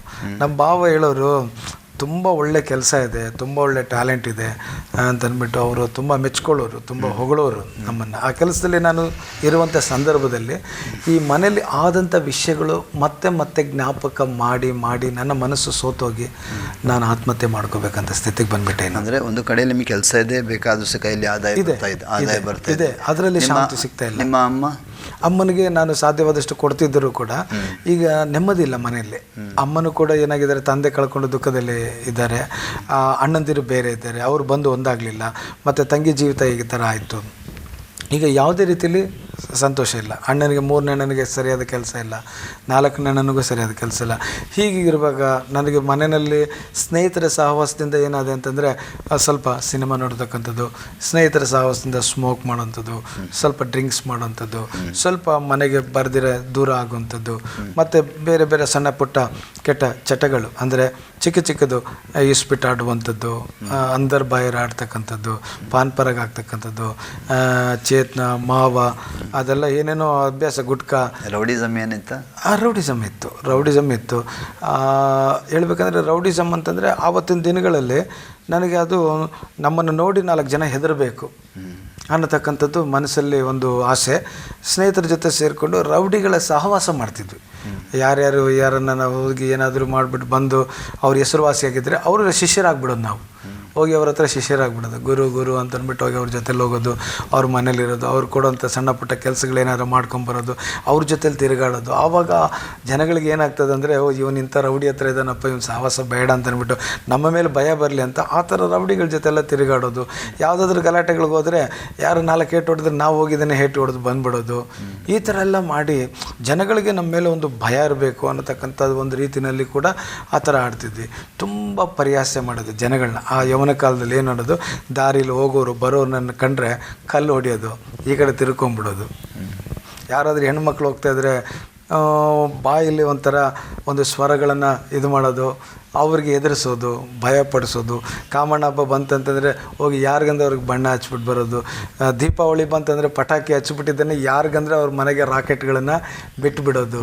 ಭಾಳ ತೀಟೆ, ಭಾಳ ಪರಿಹಾಸ್ಯ, ಭಾಳ ಒಂದು ಚಿಕ್ಕಂದಿನಿಂದ ನಮ್ಮ ಮನೆಯಲ್ಲಿ ರೌಡಿಸಮ್ಮು ಇದೆಲ್ಲ ಮಾಡಬೇಕಾದ್ರೆ ನಮ್ಮ ಮನೆಯಲ್ಲೇ ಯಾರಿಗೂ ಇಷ್ಟ ಆಗ್ತಿರಲಿಲ್ಲ. ನಾನು ಯಾಕೆ ಅಂತಂದರೆ, ಏನು ಮಾಡಬಾರ್ದೆಲ್ಲ ಮಾಡ್ತಿದ್ಯಾ, ಈ ಥರ ಎಲ್ಲ ಹೋಗ್ತಿದ್ಯಾ ಅಂದರೆ ಒಳಗೆ ಒಂದು ಭಾರ ಇದೆ, ಮನೆ ಚೆನ್ನಾಗಿರಬೇಕು, ಕುಟುಂಬ ಚೆನ್ನಾಗಿರಬೇಕು, ಏನಾದರೂ ಮಾಡಬೇಕಂತ. ಈ ಸ್ನೇಹಿತರ ಸಹವಾಸದಲ್ಲಿ ಹೀಗೂ ಮಾಡುವುದು ಹಾಗೂ ಮಾಡುವುದು, ಹೆಂಗಾದರೂ ಇರ್ಬೋದು ಅಂತಕ್ಕಂಥದ್ದು ಈ ಥರ ಎಲ್ಲ ಆಗಿಬಿಟ್ಟು ತುಂಬಾ ನನ್ನ ಜೀವಿತ ಕೆಟ್ಟು ಹೋದ ಸ್ಥಿತಿಗೆ ಬಂದುಬಿಡ್ತಾಯಿನವ್ರು. ಯಾವ ಥರಕ್ಕೆ ಅಂತಂದರೆ, ಸಮಾಧಾನ ಇಲ್ಲ, ಸಂತೋಷ ಇಲ್ಲ, ನೆಮ್ಮದಿಲ್ಲ, ಆದರಣೆ ಇಲ್ಲ. ಸೊ ಈ ಸ್ಥಿತಿ ಬುದ್ಧಿ ಹೇಳೋರಿಲ್ಲ, ಕೇಳುವರಿಲ್ಲ. ಆ ರೀತಿ ಮಾಡಿದ್ದೆ ಹೌದು. ಅಣ್ಣಂದಿರು ಅವ್ರು ಯಾರನ್ನ ಬುದ್ಧಿ ಹೇಳಕ್ಕೆ ಬಂದರೆ, ನೀನೇ ನನಗೆ ಬುದ್ಧಿ ಹೇಳೋದು, ನನಗೆ ಚೆನ್ನಾಗಿ ಬುದ್ಧಿ ಇದೆ ಹೋಗು ಅಂತ ಎದುರಿಸಿ ಮಾತಾಡ್ತಿದ್ದೆ. ನಮ್ಮ ಅಣ್ಣ ಏನಾದರೂ ಜೋರಾಗಿ ಗದರ್ಸಕ್ಕೆ ಬಂದರೆ ಕೈಕಾಲೆಲ್ಲ ಕತ್ತರಿಸ್ಬಿಡ್ತೀನಿ ನೋಡು ನಿನಗೆ ಅಂತ ಅಂದ್ಬಿಟ್ಟು ಆ ಥರ ಎಲ್ಲ ಅವನಿಗೆ ಎದುರಿಸ್ತೋದು. ಯಾಕಂದರೆ ನಾನು ರೌಡಿಗಳ ಗುಂಪಲ್ಲಿದ್ದೆ. ನಮ್ಮ ಮನೇಲಿ ಹೇಳೋರು, ನೀನು ರೌಡಿಗಳ ಗುಂಪಲ್ಲಿದ್ದೆ, ನೀನು ಮಾಡಬಾರ್ದೆಲ್ಲ ಮಾಡ್ತಿದ್ದೆ, ಒಂದಲ್ಲ ಒಂದಿನ ನಿನ್ನ ಅವ್ರು ಕಡ್ದಾಕ್ಬಿಡ್ತಾರೆ, ಆ ಗ್ಯಾಂಗ್ ಸರಿ ಇಲ್ಲ ನಿನಗೆ, ನೀನೇನೋ ಆಗ್ತೀಯ ಅಂತ ಅಂದ್ಬಿಟ್ಟು ಅವರೆಲ್ಲ ಹಾಗೆ ಹೇಳೋರು. ಸೊ ಆ ಥರ ಕೆಟ್ಟ ಒಂದು ವಾತಾವರಣ, ಕೆಟ್ಟ ಒಂದು ಜನದ ಸಂಗಳದಲ್ಲಿ ಇದ್ದು ನಾನು ಕೊನೆಗೆ ನೆಮ್ಮದಿ ಕಳ್ಕೊಂಡು, ಸಂತೋಷ ಕಳ್ಕೊಂಡು, ಸಮಾಧಾನ ಕಳ್ಕೊಂಡು, ಕೊನೆಯಲ್ಲಿ ನನ್ನಲ್ಲಿ ಏನಂತ ಆಯಿತು ಅಂತಂದರೆ, ನನ್ನ ಜೀವನದಲ್ಲಿ ನಾನು ಏನು ಮಾಡೋಕ್ಕಾಗ್ತಾಯಿಲ್ಲ. ಸೊ ಏನು ಸಾಧಿಸೋಕ್ಕೂ ಆಗ್ತಾಯಿಲ್ಲ. ಸೊ ಈಗ ನನಗೆ ಒಂದೇ ಒಂದು ದಾರಿ ಇರೋದು, ಸಾಯೋದೊಂದೇ ದಾರಿ ಅನ್ನೋದು ಮನಸ್ಸಿಗೆ ಬಂತು. ಈ ಮನಸ್ಸಿಗೆ ನಿಮಗೆ ಇಂಥ ಕೆಟ್ಟ ಆಲೋಚನೆ ಬರೋಕೆ ನಿಮ್ಮ ವಯಸ್ಸು ಎಷ್ಟು ಪಾಸೆ? ನನಗೆ 17-18 ವರ್ಷ ಇರ್ಬೋದು ಅಷ್ಟು. ಆವಾಗಲೇ 18 ಇಯರ್ಸ್. ಆವಾಗಲೇ ಒಂದು 18 ಇಯರ್ಸಲ್ಲಿ ನನಗೆ ಬಂದುಬಿಟ್ಟಿದ್ದೇನೆ, ಬೇಡ ಈ ಲೋಕನ ಬೇಡ, ತೀರ್ಕೊಂಡು ಬಿಡೋಣ ಅನ್ನತಕ್ಕಂಥದ್ದು ಒಂದು ಭಾವನೆ. ಕೇಳದೆ ಸತ್ತೋಗ್ಬಿಡೋಣ ಅಂತ ಪಕ್ಕದಲ್ಲಿರುವಂಥ ಒಂದು ಬಾವಿಗೆ ಧುಮುಕ್ಬಿಟ್ಟೆ. ಅಲ್ಲಿ ಬಾವಿಲಿ ಬಿದ್ದೋಗ್ಬಿಟ್ಟೆ. ಆ ಕಾಲದಲ್ಲಿ ಬಂದು ಚಾಕ್ಲೇಟ್ ಕೊಟ್ಬಿಟ್ಟಿದ್ದಾನೆ, ಅನೇಕರು ಮಕ್ಕಳನ್ನ ಕದ್ಕೊಂಡು ಹೋಗ್ಬಿಟ್ಟು ಕಣ್ಣೆಲ್ಲ ಕಿತ್ತಾಕ್ಬಿಡೋರು, ಆ ಥರ ಒಂದು ಹೆದರಿಕೆ ಇತ್ತು. ಆವಾಗ ನಾನು ಬಂದುಬಿಟ್ಟಿದ್ದೇನೆ, ಬಾವಿಲಿ ಬಿದ್ದೋಗ್ಬಿಟ್ಟೆ. ಬಿದ್ದರೆ ಅದರಲ್ಲಿ ನೀರು ಹೆಚ್ಚಿಗೆ ಇಲ್ಲ, ನೀರು ಕಡಿಮೆ ಇದೆ. ಆಗ ಏನಾಯ್ತು ಅಂತಂದರೆ, ಬೀಳುವ ಫೋರ್ಸಲ್ಲಿ ಕೆಳಗಡೆ ಹೋಗಿ ಬಿದ್ದಾಗ ನನಗೆ ಒಂದು ಏಟು ತಗಲ್ತು, ಕಲ್ಲು ಇತ್ತು.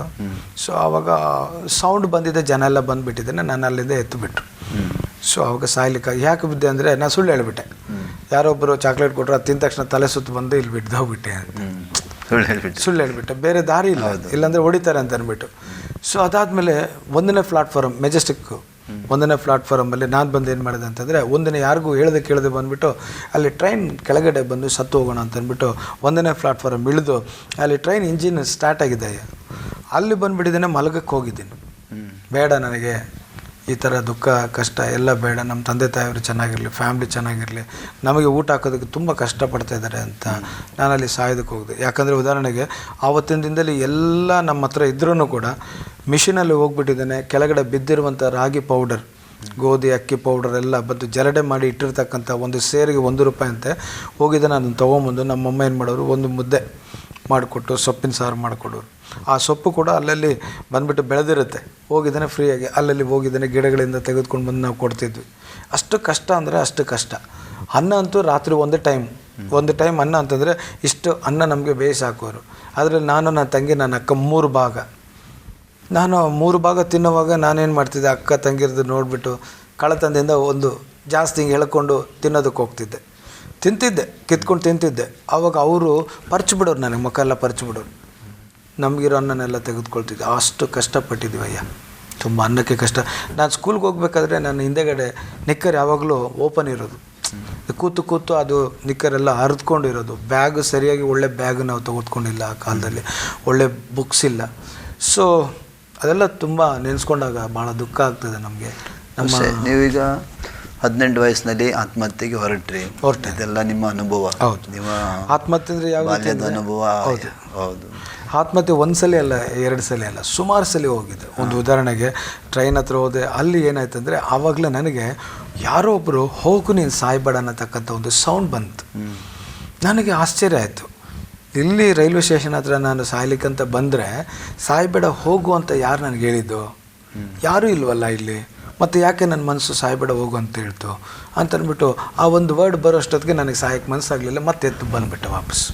ಮತ್ತು ಇನ್ನೊಂದು ಸಲ ಏನಾಯ್ತು ಅಂದರೆ ನ್ಯೂ ಬಿ ಎಲ್ ರೋಡಲ್ಲಿ ಬ್ರಿಡ್ಜ್ ಇದೆ, ಒಂದು ಕೆಳಗಡೆ ಟ್ರೈನ್ ಹೋಗುತ್ತೆ, ಮೇಲಿಂದ ಒಂದು ಹಾರಿ ಅಲ್ಲಿ ಬಿದ್ದೋಗೋಣ ಅಂತ ಒಂದು ದಿನ ಹೋಗ್ಬಿಟ್ಟು ದುಃಖದಿಂದ ಹೋಗ್ಬಿಟ್ಟಿದ್ದೇನೆ. ಅಲ್ಲಿಂದ ಈಗ ಹಾರಿಗೆ ಹೋಗೋಣ ಅಂತ ನಿಂತಿದ್ದೇನೆ, ಈ ಕೈಗಳನ್ನು ಯಾರೋ ಹಿಡಿದು ಹಾಗೆ ಇಟ್ಕೊಂಡಿದ್ದಾರೆ. ನಾನು ಬೀಳೋಕ್ಕಾಗ್ತಾಯಿಲ್ಲ, ಏನು ಮಾಡೋಕ್ಕೆ ಶೇಕ್ ಆಗ್ತಾಯಿಲ್ಲ ನನಗೆ. ಇದೇನಿದು ವಿಚಿತ್ರವಾಗಿದೆಯಲ್ಲ, ಇಲ್ಲಿ ಸಾಯಕ್ಕೆ ಬಂದರೆ ಇಲ್ಲೂ ಆಗ್ತಿಲ್ಲ. ಕೆಳಗಡೆ ಒಂದು ಸಲ ಏನು ಮಾಡಿದೆ ಅಂದರೆ, ಕೆಳಗಡೆ ಟ್ರೈನ್ ಹೋಗುತ್ತಲ್ಲ, ಸರಿ ಇಲ್ಲಿಂದ ಆಗಲಿಲ್ಲ ಬೀಳೋಕ್ಕೆ, ಕೆಳಗಡೆ ಹೋಗಿ ಟ್ರೈನ್ ಬರುವಾಗ ಮಲಗಿಬಿಡೋಣ ಅಂತ ಹೇಳ್ಬಿಟ್ಟು ಮಲ್ಕೊಂಡಿದ್ದೀನಿ. ಸುಮಾರು ಹೊತ್ತಾದರೂ ಟ್ರೈನೇ ಯಾವುದು ಬಂದಿಲ್ಲ. ರಾತ್ರಿಯೆಲ್ಲ ಕಾದಿದ್ದೀನಿ, ಸುಮಾರು ಹೊತ್ತು ಬಂದೇ ಇಲ್ಲ. ಇದೇನು ಯಾವಾಗೂ ಟ್ರೈನ್ ಬರೋದು, ಇವತ್ತು ಬಂದೇ ಇಲ್ವಲ್ಲ ಅಂತ ಅಂದ್ಬಿಟ್ಟು ಆಮೇಲೆ ಒಂದು ಸಲ ಏನು ಮಾಡಿದೆ ಅಂದರೆ, ಮನೆಯಲ್ಲಿ ಎಲೆಕ್ಟ್ರಿಕಲ್ ಸ್ಟವ್ ರಿಂಗಾಗಿ ಬರುತ್ತೆ ನೋಡಿ, ಅದು ಕಾಯಿಲ್ದು, ಅದು ತುಂಬ ಬಿಸಿ ಮಾಡಿಬಿಟ್ಟಿದೆ. ಎತ್ಕೊಂಬಂದು ಹೊಟ್ಟೆ ಹತ್ರ ಇಡ್ತೀನಿ, ಯಾರೋ ತಡೀತಿದ್ದಾರೆ, ಹಾಗೆ ಆಗ್ತಾನೆ ಇಲ್ಲ, ಟಚ್ ಆಗ್ತಾಯಿಲ್ಲ. ಎಲೆಕ್ಟ್ರಿಕಲ್ ವೈರು ಇಟ್ಕೊಂಡ್ಬಿಟ್ಟು ಅದನ್ನು ಇಟ್ಕೊಂಡು ಸಾಯೋಣ ಅಂತ ಹೇಳ್ಬಿಟ್ಟು ಅದನ್ನು ಮುಟ್ತೀನಿ, ಕರೆಂಟ್ ಇಲ್ಲ. ಹ್ಯಾಂಗ್ ಮಾಡ್ಕೊಂಡು ಹೋಗಿ ಇದು ಮಾಡೋಣ ಅಂತ ಹೋದರೆ ಯಾರೋ ಮನೆಗೆ ಬಾಗಿಲು ತಟ್ಟೋದು. ಹೀಗೆ ಏನಾದರೂ ಒಂದು ಸಾಯಬೇಕು ಅಂತಕ್ಕಂಥ ಒಂದು ಚಿಕ್ಕ ಟೈಮಲ್ಲಿ ಬೇಗನ್ ಸ್ಪ್ರೇ ಅಂತಕ್ಕಂಥ ಬರೋದು, ಅದನ್ನು ಕೂಡ ಅನ್ನದಲ್ಲಿ ಕಲಿಸ್ಕೊಂಡು ತಿನ್ನೋದಕ್ಕೆ ಹೋಗ್ಬಿಟ್ಟಿದ್ದೀನಿ. ತಿಂದಿದ್ದೀನಿ, ಸುಮಾರು ತಿಂದಿದ್ದೀನಿ. ಆಯಿತು ಇವತ್ತು ನಾನು ಮುಗಿದೆ ಅಂತ. ಅದು ತಿಂದ ಮೇಲೆ ಒಂದು ತಲೆ ಸುತ್ತು ಬಂದು ಚಕ್ಕರ್ ಬಂದು ಬಿದ್ದಿದ್ದೀನಿ. ಆಯಿತು ನಾನು ಇಲ್ಲಿಗೆ ಸತ್ತೆ, ನನ್ನ ಅಂತ್ಯ ಆಗೋಯ್ತು ಅಂತ ಅಂದ್ಕೊಂಡೆ. ಮತ್ತೆ ಏನಾಯಿತು ಗೊತ್ತಿಲ್ಲ, ಮತ್ತೆ ಬದುಕಿದೆ. ಹೀಗೆ ಸುಮಾರು ಸಲ ಆತ್ಮಹತ್ಯೆನಲ್ಲೂ ಸಾಯಲಿಲ್ಲ. ಸೊ ರೌಡಿಸಮ್ ಮಾಡಿದಾಗ ಯಾರು ಹೊಡೆದು ನಮ್ಮನ್ನು ಸಾಯಿಸಬೇಕಾಗಿತ್ತು. ಸೊ ರೌಡಿಸಮ್ ಮಾಡುವಾಗಲೂ ಕೂಡ ನಮಗೆ ಅಂಥ ಒಂದು ಘಟನೆ ಆಗಲಿ, ಆಪತ್ತುಗಳಲ್ಲಿ ಹೇಗೋ ಒಂದು ಒಟ್ಟಿನಲ್ಲಿ ಬದುಕಬಾರ್ದು. ಯಾಕಂದರೆ ನೀವು ನಿಮ್ಮ ಜೀವನವನ್ನು ಮುಗಿಸ್ಲಿಕ್ಕೆ ತುಂಬ ಪ್ರಯತ್ನ ನನಗೆ ಈ ಕಷ್ಟದ ಜೀವಿತ, ವೇದನೆ ಜೀವಿತ, ಸಂಕಟದ ಜೀವಿತ, ಅಂದರೆ ಒಂದು ಅನಾಥವಾದ ಜೀವಿತ, ಭಾಳ ದುಃಖ ಬೇಡ ಅಂತ ಹೇಳಿದ್ರೆ ಭಾಷೆ. ನಿಮಗೆ ಇಂಥ ಮಧ್ಯದಲ್ಲಿ ನಿಮಗೆ ಹೇಗೆ ಸುವಾರ್ತೆ ಸಿಕ್ಕಿದ್ದು? ಹೇಗೆ ನೀವು ಯೇಸು ಸ್ವಾಮಿ ನಂಬಿಕೊಂಡ್ರಿ? ಇದೊಂದು ಭಾಳ ಒಂದು ಅದ್ಭುತವಾದಂಥ ಒಂದು ಪ್ರಶ್ನೆ. ಇಲ್ಲಿಂದ ನನ್ನ ಸುವಾರ್ತಿಕ ಅನ್ನತಕ್ಕಂಥ ಈ ಒಂದು ಕಾರ್ಯಕ್ರಮಕ್ಕೆ ಏನು ಬೇಕೋ ಅದು ಎಲ್ಲ ಇದ್ರ ಮುಖಾಂತರವಾಗಿ ಸಿಗುತ್ತೆ. ದೇವರಿಗೆ ಸ್ತೋತ್ರ. 1991ನೇ ಒಂದು ಇಸ್ವಿನಲ್ಲಿ ನಾವು ಯಶವಂತಪುರದಿಂದ ಶ್ರೀನಿವಾಸ ನಗರಕ್ಕೆ ಹೋಗಿದ್ವಿ. ಶ್ರೀನಿವಾಸ ನಗರದಿಂದ ಮತ್ತೆ ನಾವೇನು ಮಾಡಿದ್ವಿ ಅಂದರೆ, ಡಾಲಸ್ ಕಾಲಲ್ಲಿ ಇದ್ದಂಥ ಮನೆ ಮಾರಿಬಿಟ್ಟು ಪಕ್ಕದಲ್ಲಿ ಮನೆ ಒಂದು ಲೀಸಿಗೆ ತೊಗೊಂಡ್ವಿ ನಾವು. ಇಸ್ರೋ ಅದರ ಪಕ್ಕದಲ್ಲಿ ನಾವು ಒಂದು ಲೀಸ್ಗೆ ಮನೆಯಲ್ಲಿದ್ವಿ. ಆ ಮನೆ ರಸ್ತೆಯಲ್ಲಿ ಒಂದು ಕ್ರೈಸ್ತರಿದ್ದಾರೆ. ನಾವು ಹೋಗ್ತಾ ಬರುವಾಗ ಅವ್ರು ಕ್ರೈಸ್ತರ ಅಂತ ನಮ್ಗೆ ಗೊತ್ತಿಲ್ಲ. ಹೋಗ್ತಾ ಬರುವಾಗೆಲ್ಲ ನಮ್ಮನ್ನು ನೋಡೋರು, ನಮ್ಮನ್ನು ನೋಡಿ ನಗೋರು, ನಮ್ಮನ್ನು ಮಾತಾಡಿಸ್ಬೇಕಂತ ಬರೋರು. ನಮಗೆ ನಾಚಿಕೆ ಆಗೋದು, ನಮಗೊಂಥರ ಆಗೋದು. ಅವ್ರೇನು ನಮ್ಮನ್ನು ನೋಡ್ತಾರೆ, ನಮ್ಮನ್ನು ನೋಡಿ ನಗುತ್ತಾರೆ, ಒಂಥರ ಇದು ಮಾಡ್ತಾರಲ್ಲ. ಯಾರೂ ಪ್ರೀತಿ ತೋರಿಸ್ತಾ ಇರಲಿಲ್ಲ ಆವಾಗ ನಮ್ಮ ಹತ್ರ. ಇವ್ರು ಏನೋ ಒಂಥರ ಪ್ರೀತಿಯಾಗಿ ಬರ್ತಿದ್ದಾರಲ್ಲ, ಏನೋ ಒಂಥರ ನಮ್ಮ ಮೇಲೆ ಒಂದು ಮಮತೆಯಿಂದ ಬರ್ತಾ ಇದ್ದಾರೆ ಅಂತ ಅಂದ್ಬಿಟ್ಟು ನಮಗೆ ನಾಚಿಕೆ ಆಗೋದು. ಏನಾಗೋದು, ನಮಗೇನು ಮಾತಾಡೋಕ್ಕೆ ಬರೋದಿಲ್ವಲ್ಲ ಅಂತ ಪಕ್ಕದ ರೋಡಿಂದ ಹೊರಟೋಗ್ಬಿಡ್ತಿದ್ವಿ. ಮನೇಲಿ ಯಾರ್ಯಾರಿದ್ದರು? ನಮ್ಮ ಮನೆಯಲ್ಲಿ ನಾನು, ಅವ್ರ ಮನೆಯಲ್ಲಿ ಅವರು ನನ್ನ ಸ್ನೇಹಿತ ದಿವಾಕರ್ ಅಂತ ಅಂದ್ಬಿಟ್ಟು ಒಂದು ನನ್ನ ಯವನ ಕಾಲದ ಒಂದು ಸ್ನೇಹಿತ, ಮತ್ತು ಅವ್ರ ಮಾವ ಪ್ರೇಮ್ ಕುಮಾರ್ ಅಂತ, ಮತ್ತು ಅವರ ಫ್ಯಾಮಿಲಿ ಅಂದರೆ ಅವ್ರ ತಾಯಿ, ಅವರ ಸಹೋದರಿಗಳು, ಅವ್ರ ಸಹೋದರಿ ಮಕ್ಕಳು, ಇವರೆಲ್ಲ ಇರ್ತಾಯಿದ್ರು. ಅದು ಎದುರುಗಡೆಯಲ್ಲಿ ಬೋಧಿನಾಥ್ ಅಂತಂದ್ಬಿಟ್ಟು ಒಂದು ಹಿಂದೂ ಕುಟುಂಬದಿಂದ ರಕ್ಷಣೆ ಹೊಂದಿದಂಥ ಒಂದು ಸಹೋದರ ಇದ್ದಾರೆ, ಪಾಲ್ನಾಥ್ ಅಂತಂದ್ಬಿಟ್ಟು ಅವತ್ತಿನ ಹೆಸರು. ಸೊ ಅವರೆಲ್ಲರಲ್ಲಿದ್ದರು. ಹೋಗ್ತಾ ಬರ್ತಾ ಇವ್ರ ಜೊತೆನಲ್ಲಿ ಮಾತಾಡ್ಸೋದಕ್ಕೆ ನನಗೊಂಥರ ನಾಚಿಕೆ. ಆವಾಗ ಮೆತ್ತಗೆ ಮಾತಾಡೋರು, ಬಂದು ಮಾತಾಡಿಸುವಾಗ ನನಗೆ ಹೇಳೋರು, ಈ ಥರ ಬಂದು ಲೋಕದಲ್ಲಿ ಒಬ್ಬರು ದೇವರಿದ್ದಾರೆ, ಅವನು ನಂಬಿ ನಿಮ್ಮ ಕಷ್ಟ ಎಲ್ಲ ತೀರುತ್ತೆ ಅಂತ. ಅವಾಗ ನನಗೆ ಸಿಟ್ಟು ಬರೋದು. ಅಂದರೆ ನಿಮ್ಮ ಕಷ್ಟದ ಬಗ್ಗೆ ಅವರಿಗೆ ಕೂಡ ಅರಿವು ಗೊತ್ತಿಲ್ಲ. ಅವರಿಗೆ ಅರಿವಿತ್ತು, ಅವ್ರಿಗೆ ಗೊತ್ತಿರಲಿಲ್ಲ. ಬಟ್ ಅವ್ರು ಏನಂದರೆ ಸುವಾರ್ತೆ ಹೇಳ್ತಿದ್ರು. ನೀವು ನೋಡಿ, ನೀವು ಯಾರಾದರೂ ಪರವಾಗಿಲ್ಲ, ನೀವು ಈ ಥರ ಒಬ್ಬರು ದೇವರಿದ್ದಾರೆ, ಅವನ್ನ ನಂಬಿದ್ರೆ ನಿಮಗೆ ಒಳ್ಳೆಯದಾಗುತ್ತೆ. ಯೇಸು ಸ್ವಾಮಿ ನಿಜವಾದ ದೇವರು, ಲೋಕದ ರಕ್ಷಕ, ನಿಮ್ಮ ಪಾಪಗಳನ್ನು ಪರಿಹರಿಸ್ತಕ್ಕಂಥವ್ರು, ನಿಮಗೆ ಶಾಂತಿ ಕೊಡ್ತಕ್ಕಂಥವ್ರು ಅಂತ ಎಲ್ಲ ಹೇಳ್ತಿದ್ರು. ನಾನು ಹೇಳ್ತಿದ್ದೆ, ನೋಡಪ್ಪ, ನನಗೆ ದೇವ್ರ ವಿಷಯ ಮಾತ್ರ ತೆಗಿಬೇಡ್ರಿ. ದೇವ್ರು ಅಂತ ಹೇಳಿದ್ರೆ ಸಿಕ್ಕಾಪಟ್ಟೆ ಕೋಪ ಬರುತ್ತೆ ನನಗೆ. ನಾನು ನಾಸ್ತಿಕ. ಸೊ ನಾಸ್ತಿಕ ಸ್ಥಿತಿನಲ್ಲಿದ್ದಾಗ, ದೇವರೇ ಇಲ್ಲ, ದೇವ್ರನ್ನ ನಂಬಲೇಬಾರ್ದು, ದೇವರು ಅಂತ ಯಾರಾದರೂ ಹೇಳಿದ್ರೆ ಅವ್ರನ್ನ ಚೆನ್ನಾಗಿ ಬೈತಿದ್ದೆ. ಇದೇ ಸ್ವರ್ಗ, ಇದೇ ನರಕ, ಮೇಲೆ ಏನೂ ಇಲ್ಲ ಅಂತ ಅಂದ್ಬಿಟ್ಟಿದ್ದೇನೆ. ನಾನು ಈ ಜೀವನದಲ್ಲಿ ಏನು ಮಾಡೋಣ ಅಂತಂತಂದರೆ, ಕಳ್ಳತನ ಮಾಡಿ ಮುಂದೆ ಬರೋಣ. ಸೊ ಏನಾದರೂ ಒಂದು ಮಾಡಿ ಜೀವನದಲ್ಲಿ ಮುಂದೆ ಬರೋದು, ದುಡ್ಡು ಮಾಡಬೇಕು. ಹಣ ಮಾಡಬೇಕು, ಮನೆ ಮಾಡಬೇಕು, ಕುಟುಂಬ ಚೆನ್ನಾಗಿ ನೋಡ್ಕೋಬೇಕು, ಯಾವ ರೀತಿ ಇಲ್ಲ ಅದು ಏನಾದರೂ ಮಾಡಿ ಮುಂದೆ ಬರೋಣ ಅಂತಕ್ಕಂಥ ಥಾಟ್ ಬಂದು ಯಾವುದ್ಯಾವ್ದು ಕೆಲಸಗಳಾಗ್ತದೆ ನಾವು ಮಾಡೋಣ ಅಂತಕ್ಕಂಥ ಒಂದು ಸ್ವಭಾವದ ಒಳಗಡೆ ಹೋಗುವಾಗ ನನಗೆ ಒಂದು ಇವರು ಪರಿಚಯ ಆಯಿತು. ಇವರು ಪರಿಚಯ ಆಗಿದ್ದು ದೇವ್ರ ಕೃಪೆ. ನಿಜವಾಗಿ ನಾನು ಭಾಳ ಸಂತೋಷ. ಯಾಕಂತಂದರೆ ನನ್ನ ಜೀವನನ ಮಾರ್ಪಡಿಸೋದಕ್ಕೆ ಸ್ವಾಮಿ ಇವರನ್ನು ನನ್ನ ಜೀವಿತದಲ್ಲಿ ಉಪಯೋಗಿಸಿದ್ರು. ಯೇಸು ಸ್ವಾಮಿಗೆ ನಾನು ತುಂಬ ಕೃತಜ್ಞತೆಯನ್ನು ಸಲ್ಲಿಸ್ತೇನೆ. ಯಾಕಂದರೆ ಆ ಸಂದರ್ಭದಲ್ಲಿ ಒಂದು ಪೌಲನಂದು ಸಾಕ್ಷಿ ಇದೆಯಲ್ಲ, ಅಂದರೆ ಅವನು ನಿಜವಾಗಿ ಯೇಸು ಸ್ವಾಮಿಯ ಕ್ರೈಸ್ತ ಸಭೆ ಹಿಂಸಕ ಅಂತ ಅವನು ತನ್ನ ಸಾಕ್ಷಿ ಹೇಳ್ತಾ ಇದ್ದಾನೆ. ಆದರೂ ಕೂಡ ಸಭೆಯನ್ನು ಹಿಂಸಿಸುವಂಥ ಆ ಸೌಲನನ್ನು ದೇವರು ಹಿಡಿದು ಬಿಟ್ಟ. ಯಾಕೆಂದರೆ ಗಲಾತ್ಯ ಪತ್ರಿಕೆ ನನ್ನೊಂದು ಹೇಳ್ತಾನೆ, ನಾನು ಅಂದರೆ ಇಲ್ಲಿ ಭೂಮಿಗೆ ಅಸ್ತಿವಾರ ಹಾಕೋದಕ್ಕಿಂತ ಮುಂಚೆನೇ ದೇವರು ಕರ್ತನ ನಮ್ಮನ್ನು ಆರಿಸಿಕೊಂಡಿದ್ದಾನೆ. ಅಂದರೆ ದೇವರು ಕೂಡ ನಿಮ್ಮನ್ನು ಅಷ್ಟು ನೀವು ಆತ್ಮಹತ್ಯೆಗೆ ಪ್ರಯತ್ನ ಮಾಡಿದರೂ ಕೂಡ ದೇವರ ಚಿತ್ತ ನಿಮ್ಮ ಮೇಲಿತ್ತು, ಯೇಸು ಸ್ವಾಮಿಯ ಚಿತ್ತ ನಿಮ್ಮ ಮೇಲಿತ್ತು. ಯಾಕಂದರೆ ಆತನ ಚಿತ್ತ ಇಲ್ಲದ್ರೆ ಯಾವಾಗಲೂ ನೀವು ಸಾಯಬೇಕಿತ್ತು, ನಿಜವಾಗ್ಲೂ ಅಲ್ಲ. ಅಂದರೆ ಅವನ ಕಣ್ಣು ನಿಮ್ಮ ಮೇಲಿತ್ತು. ಅವನು ಅಂದರೆ ನಿಮ್ಮನ್ನು ತಾಯಿ ಹೊಟ್ಟೆಯಲ್ಲಿರುವಾಗಲೇ ಆತನ ನಿಮ್ಮನ್ನು ಆರಿಸಿಕೊಂಡ್ರು. ಆವಾಗ ನನಗೆ ಇವರು ಸುವಾರ್ತೆ ಹೇಳೋರು, ನಾನು ಇವ್ರ ಮೇಲೆ ಕೋಪ ಮಾಡ್ಕೊಳ್ತಿದ್ದೆ, ಇವ್ರ ಮೇಲೆ ಸಿಟ್ಟು ಮಾಡ್ಕೊಳ್ತಿದ್ದೆ. ಯಾಕೆ ಪದೇ ಪದೇ ನನಗೆ ಒತ್ತಾಯ ಮಾಡ್ತಿದ್ದೀರಾ, ನೀವು ನನಗೆ ಬಂದುಬಿಟ್ಟಿದ್ದೀನಿ, ಇದನ್ನೆಲ್ಲ ಬಂದುಬಿಟ್ಟಿದ್ದೀನಿ ಹೇಳಬೇಡಿ ಅಂತ. ಪಾಪ ಅವ್ರು ಬಂದುಬಿಟ್ಟಿದ್ದೀನಿ, ಅವ್ರಿಗೇನಂದರೆ ಇಷ್ಟ ನೋವಿರಬಾರ್ದು, ಚೆನ್ನಾಗಿರಬೇಕು, ಸಂತೋಷವಾಗಿರಬೇಕು, ನಾನು ನಗನಗ್ತಾ ಇರಬೇಕು, ನಮ್ಮ ಜೀವನ ಚೆನ್ನಾಗಿರಬೇಕು. ಅವರ ಇಂಟೆನ್ಷನ್ ಅಷ್ಟೇ. ಪಾಪ ಅವರು ಬೇರೆ ಯಾವ ಇಂಟೆನ್ಷನ್ ಇಲ್ಲ. ಅವ್ರು ಏನಂದರೆ ನಿಮ್ಮ ಕುಟುಂಬದಲ್ಲಿ ಯಾವುದೇ ಕಷ್ಟ ಇದ್ದರೂ ಸ್ವಾಮಿ ಸಹಾಯ ಸಿಗಲಿ, ನೀವು ಚೆನ್ನಾಗಿರ್ರಿ ಅನ್ನೋತಕ್ಕಂಥದ್ದು ಒಂದೇ ಭಾವನೆ. ನಾನೇನು ತಿಳ್ಕೊಳ್ತಿದ್ದೇನೆ, ನನಗೆ ದೇವ್ರ ನಂಬಿಕೆ ಇಲ್ಲ, ನನಗೆ ಯಾಕೆ ಸುಮ್ಮನೆ ಸುವಾರ್ತೆ ಸಾರ್ತಾರೆ ಅಂತ ಅಂದ್ಬಿಟ್ಟು ಹೀಗೆ ನಾನೇನು ಮಾಡಿದೆ, ತಪ್ಪಿಸ್ಕೊಳ್ತಿದ್ದೆ. ಏನು ಮಾಡಿದೆ ಅಂದರೆ ಅವ್ರು ಈ ರೋಡಲ್ಲಿ ಬಂದರೆ ಹೋದರೆ ಮಾತಾಡಿಸ್ತಾರಂತ ಪಕ್ಕದ ಬೀದಿನಲ್ಲೇ ಒಂದು ರೋಡಲ್ಲಿ, ಆ ರೋಡಲ್ಲಿ ಹೋಗ್ಬಿಟ್ಟಿದ್ದೇನೆ, ಮನೆಗೆ ಹೋಗ್ಬಿಡ್ತಿದ್ದೆ, ಮತ್ತು ಆ ರೋಡಿಂದನೇ ನಾನು ಕೆಲಸಕ್ಕೆ ಹೋಗ್ಬಿಡ್ತಿದ್ದೆ. ಹೀಗೆ ಎಷ್ಟೋ ಸಲ ಕಣ್ ತಪ್ಪಿಸಿದ್ದೇನೆ, ಅವರಿಗೆ ಕಣ್ ತಪ್ಪಿಸಿ ಇದ್ದಿದ್ದೇನೆ. ಆಮೇಲೆ ಒಂದಾನೊಂದು ದಿನ ಒಂದು ಸಲ ಅವರ ಮಾವನವರು ಕರೆದು ನನಗೆ ಒಂದು ಸುವಾರ್ತೆ ಹೇಳಿದ್ರು. ಆ ಒಂದು ಸುವಾರ್ತೆನ ನಿಜವಾಗೂ ನನಗೆ ಈ ಟಿ ವಿ ಕಾರ್ಯಕ್ರಮದ ಮೂಲಕವಾಗಿ ನಾನು ಹೇಳೋದಕ್ಕೆ ಇಷ್ಟಪಡ್ತೇನೆ. ಆ ದಿನದಲ್ಲಿ ನನಗೆ ಅವ್ರು ಹೇಳಿದಂಥ ಸುವಾರ್ತೆ ಏನಂದರೆ, ಲೋಕದಲ್ಲಿ ಒಂದೇ ದೇವರಿದ್ದರು, ಆ ದೇವರೇ ಈ ಲೋಕದಲ್ಲಿರ್ತಕ್ಕಂಥ ಅನೇಕ ದೂತರುಗಳನ್ನು ಮಾಡಿ ಆಕಾಶದಲ್ಲಿ ಅವರನ್ನು ಒಂದೊಂದು ಜವಾಬ್ದಾರಿ ಇಟ್ಟು, ಮಿಕಾಯಲ್, ಗಾಬ್ರಿಯಲ್, ಲೂಸಿಫರ್ ಅಂತ ಮಾಡಿ ಅವ್ರಿಗೆ ಒಂದೊಂದು ಜವಾಬ್ದಾರಿಗಳನ್ನು ಕೊಟ್ಟು ಆರಾಧನೆ ನಡೆಸ್ತಾ ಇದ್ದರು. ಸೊ ಆಗ ಲೂಸಿಫರ್ ಅಂತಕ್ಕಂಥದ್ದು ದೂತನು ತನ್ನನ್ನು ತಾನು ಹೆಚ್ಚಿಸ್ಕೊಂಡು ದೇವರಿಗೆ ವಿರೋಧವಾಗಿ ಪಾಪ ಮಾಡಿ ದೇವರ ಶಾಪ ಒಂದು ಅವನು ಅಲ್ಲಿಂದ ತಳ್ಳಲ್ಪಟ್ಟು, ಅವನ ದೂತರುಗಳು ತಳ್ಳಲ್ಪಟ್ಟು ಅವರು ಈ ಭೂಲೋಕದಲ್ಲಿ ಬಂದು ತಾನೇ ದೇವರಂತನ್ಬಿಟ್ಟು ನಿಜವಾದ ದೇವರ ಕಡೆಗೆ ಯಾರನ್ನು ಬಿಡದೆ ಇವರೇ ಏನು ಮಾಡ್ತಿದ್ದಾರೆ, ಎಲ್ಲರನ್ನೂ ಕೂಡ ಮರಳುಗೊಳಿಸ್ತಿದ್ದಾರೆ, ಮೋಸಗೊಳಿಸ್ತಾ ಇದ್ದಾರೆ ಅನ್ನತಕ್ಕಂಥ ಸತ್ಯನ ಅವ್ರು ಹೇಳಿದಾಗ ನನ್ನ ನಿಜವಾಗಿ ಆತ್ಮೀಯ ಕಣ್ಣು ತೆರೆಯಲ್ಪಡ್ತು. ಆವಾಗಲೇ ನನಗೆ ಈ ಸುವಾರ್ತೆ ಸರಿಯಾಗಿ ಅರ್ಥ ಆಯಿತು. ಯಾಕಂದರೆ ಇಷ್ಟು ದಿನಗಳು ಹೇಳಿದಂಥ ಸುವಾರ್ತೆಗಳಿಗೂ ಆವತ್ತು ಅವ್ರು ಹೇಳಿದಂಥ ಸುವಾರ್ತೆಗಳು ನನ್ನ ಹೃದಯದಲ್ಲಿ ಅದು ತುಂಬಿಸಲ್ಪಡ್ತು.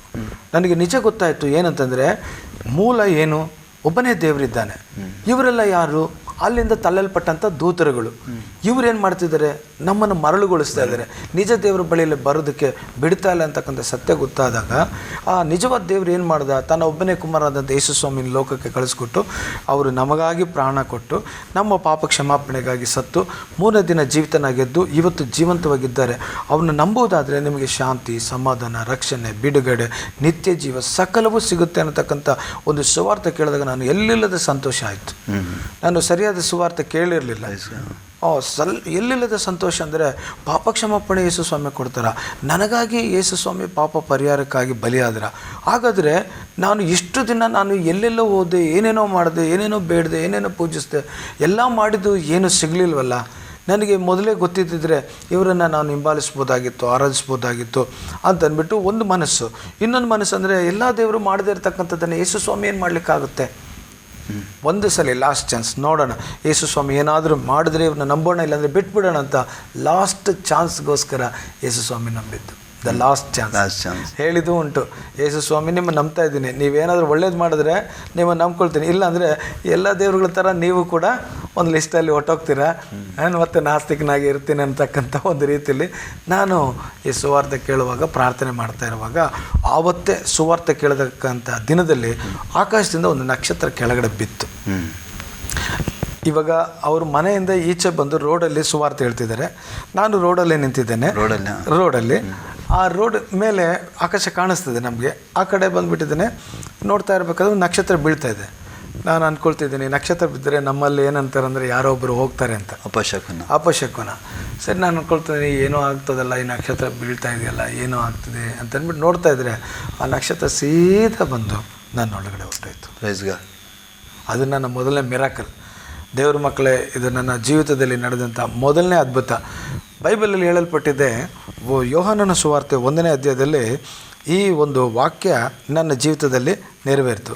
ಯೋಹಾನನ ಸುವಾರ್ತೆ 1ನೇ ಅಧ್ಯಾಯದಲ್ಲಿ 9ನೇ ವಚನ, ನಿಜವಾದ ಬೆಳಕು ಲೋಕಕ್ಕೆ ಬರುವುದಾಗಿತ್ತು, ಆ ಬೆಳಕೆ ಪ್ರತಿ ಮನುಷ್ಯನಿಗೂ ಬೆಳಕನ್ನು ಕೊಡುವಂಥದ್ದು.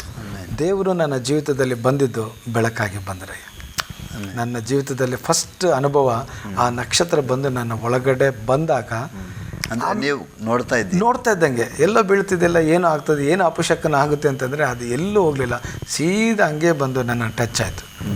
ನನ್ನ ಟಚ್ ಆಗಿದ ತಕ್ಷಣ ಇಮಿಡಿಯೇಟಾಗಿ ಆ ಕ್ಷಣದಲ್ಲೇ ನನ್ನ ಹೃದಯದಲ್ಲಿದ್ದಂಥ ವೇದನೆ, ಕಹಿ, ನೋವು, ಸಂಕಟ, ದುಃಖ, ವ್ಯಥೆ, ಕಣ್ಣೀರು ಎಲ್ಲವೂ ಕೂಡ ಅದು ಕರಗಿ ಮಂಜುಗಡ್ಡೆಯಂತೆ ಕರಗಿ ಹೊರಟೋಗಿದೆ. ನನ್ನಲ್ಲಿ ಉಲ್ಲಾಸ ಉಂಟಾಗ್ತಾಯಿದೆ, ಸಮಾಧಾನ ಉಂಟಾಗ್ತದೆ, ಆನಂದ ಉಂಟಾಗ್ತಾಯಿದೆ, ನನಗೆ ಧೈರ್ಯ ಉಂಟಾಗ್ತದೆ, ಆದರಣೆ ಉಂಟಾಗ್ತಾಯಿದೆ, ಸಂತೈಸುವಿಕೆ ಉಂಟಾಗ್ತಾಯಿದೆ. ನನ್ನಲ್ಲಿ ನನ್ನ ಜನ್ಮದಲ್ಲೇ ಕೂಡ ಇಲ್ಲಿಯವರೆಗೂ ಕೂಡ ಇಂಥ ಒಂದು ಅನುಭವನೇ ಆಗಲಿಲ್ವಲ್ಲ, ನನ್ನ ಹುಟ್ಟಿದಂದಿನಿಂದ ಇಲ್ಲಿವರೆಗೂ ಇಂಥ ಶಾಂತಿ ಸಿಗಲಿಲ್ವಲ್ಲ, ಇಂಥ ಸಮಾಧಾನ ಸಿಗಲಿಲ್ಲ, ಇಂಥ ನೆಮ್ಮದಿ ಸಿಗಲಿಲ್ಲ, ಇಂಥ ಆದರಣೆ ಸಿಗಲಿಲ್ಲ ಅಂತಂದ್ಬಿಟ್ಟು ನನ್ನ ಒಳಗಡೆ ನಾನು ಯೇಸು ಸ್ವಾಮಿನ ಒಪ್ಪಿಕೊಂಡೆ.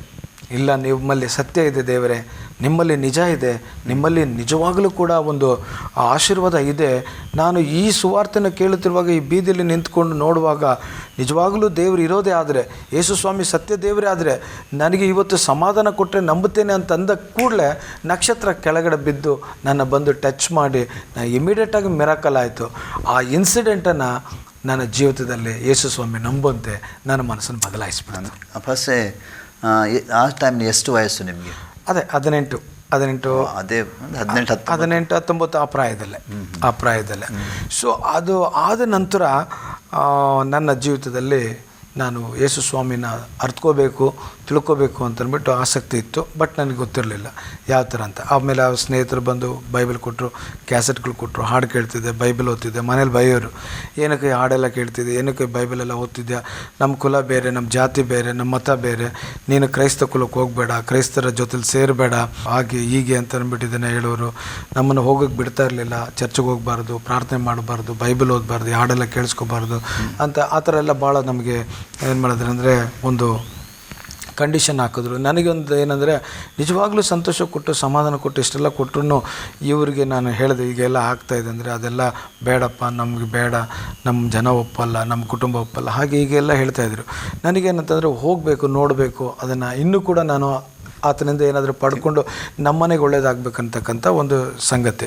ನಮ್ಮನೇಲಿ ವಿರೋಧಗಳು ಬಂತು, ಹೊಡೆದ್ರು, ಬೈದರು, ಮೂಗಲ್ಲಿ ಬಾಯಲ್ಲಿ ರಕ್ತ ಬರೋಂಗೆ ಹೊಡೆದು ಸಾಯಿಸೋಂಗೆಲ್ಲ ಹೊಡೆದ್ಬಿಟ್ರು. ನಮ್ಮನೇಲಿ ನಮ್ಮ ಅಣ್ಣ ಹೊಡೆದ್ರು, ನಮ್ಮ ತಾಯಿ ಬೈಯೋರು, ನಮ್ಮ ಅಕ್ಕ ಬೈಯೋರು, ನಮ್ಮ ಮನೇಲಿ ಎಲ್ಲರೂ ಬೈರು. ಯೇಸು ಸ್ವಾಮಿ ಸುವಾರ್ತೆ ಕೇಳೋದ್ರಿಂದ ನಾನು ಎಲ್ಲರಿಗೂ ಕೂಡ ಬೇಡವಾದವನಾಗ್ಬಿಟ್ಟೆ. ನೀವು ರೌಡಿ ಆಗಿದ್ದರೆ ಯಾಕೆ ಹಿಂದೆ ಹೊಡಿಲಿಲ್ಲ ಅಣ್ಣನಿಗೆ? ಈ ವಿಷಯದಲ್ಲಿ ನಾನು ಧೈರ್ಯ ತಗೊಳ್ಳೋಕ್ಕಾಗಲಿಲ್ಲ. ಯಾಕಂದರೆ ನಾನು ಹೋಗ್ತಕ್ಕಂಥದ್ದು ಇಷ್ಟು ಕಾಲ ಬಂದುಬಿಟ್ಟು ಒಂದು ಮಾರ್ಗ ಇತ್ತು. ಈಗ ಸಡನ್ನಾಗಿ ಈ ಥರ ಬಂದದ್ದಕ್ಕೆ ಬಂದುಬಿಟ್ಟಿದ್ದೇನೆ. ಇವ್ರು ಕೇಳೋ ಪ್ರಶ್ನೆಗಳಿಗೆ ನನ್ನ ಹತ್ರ ಉತ್ತರ ಇಲ್ಲ.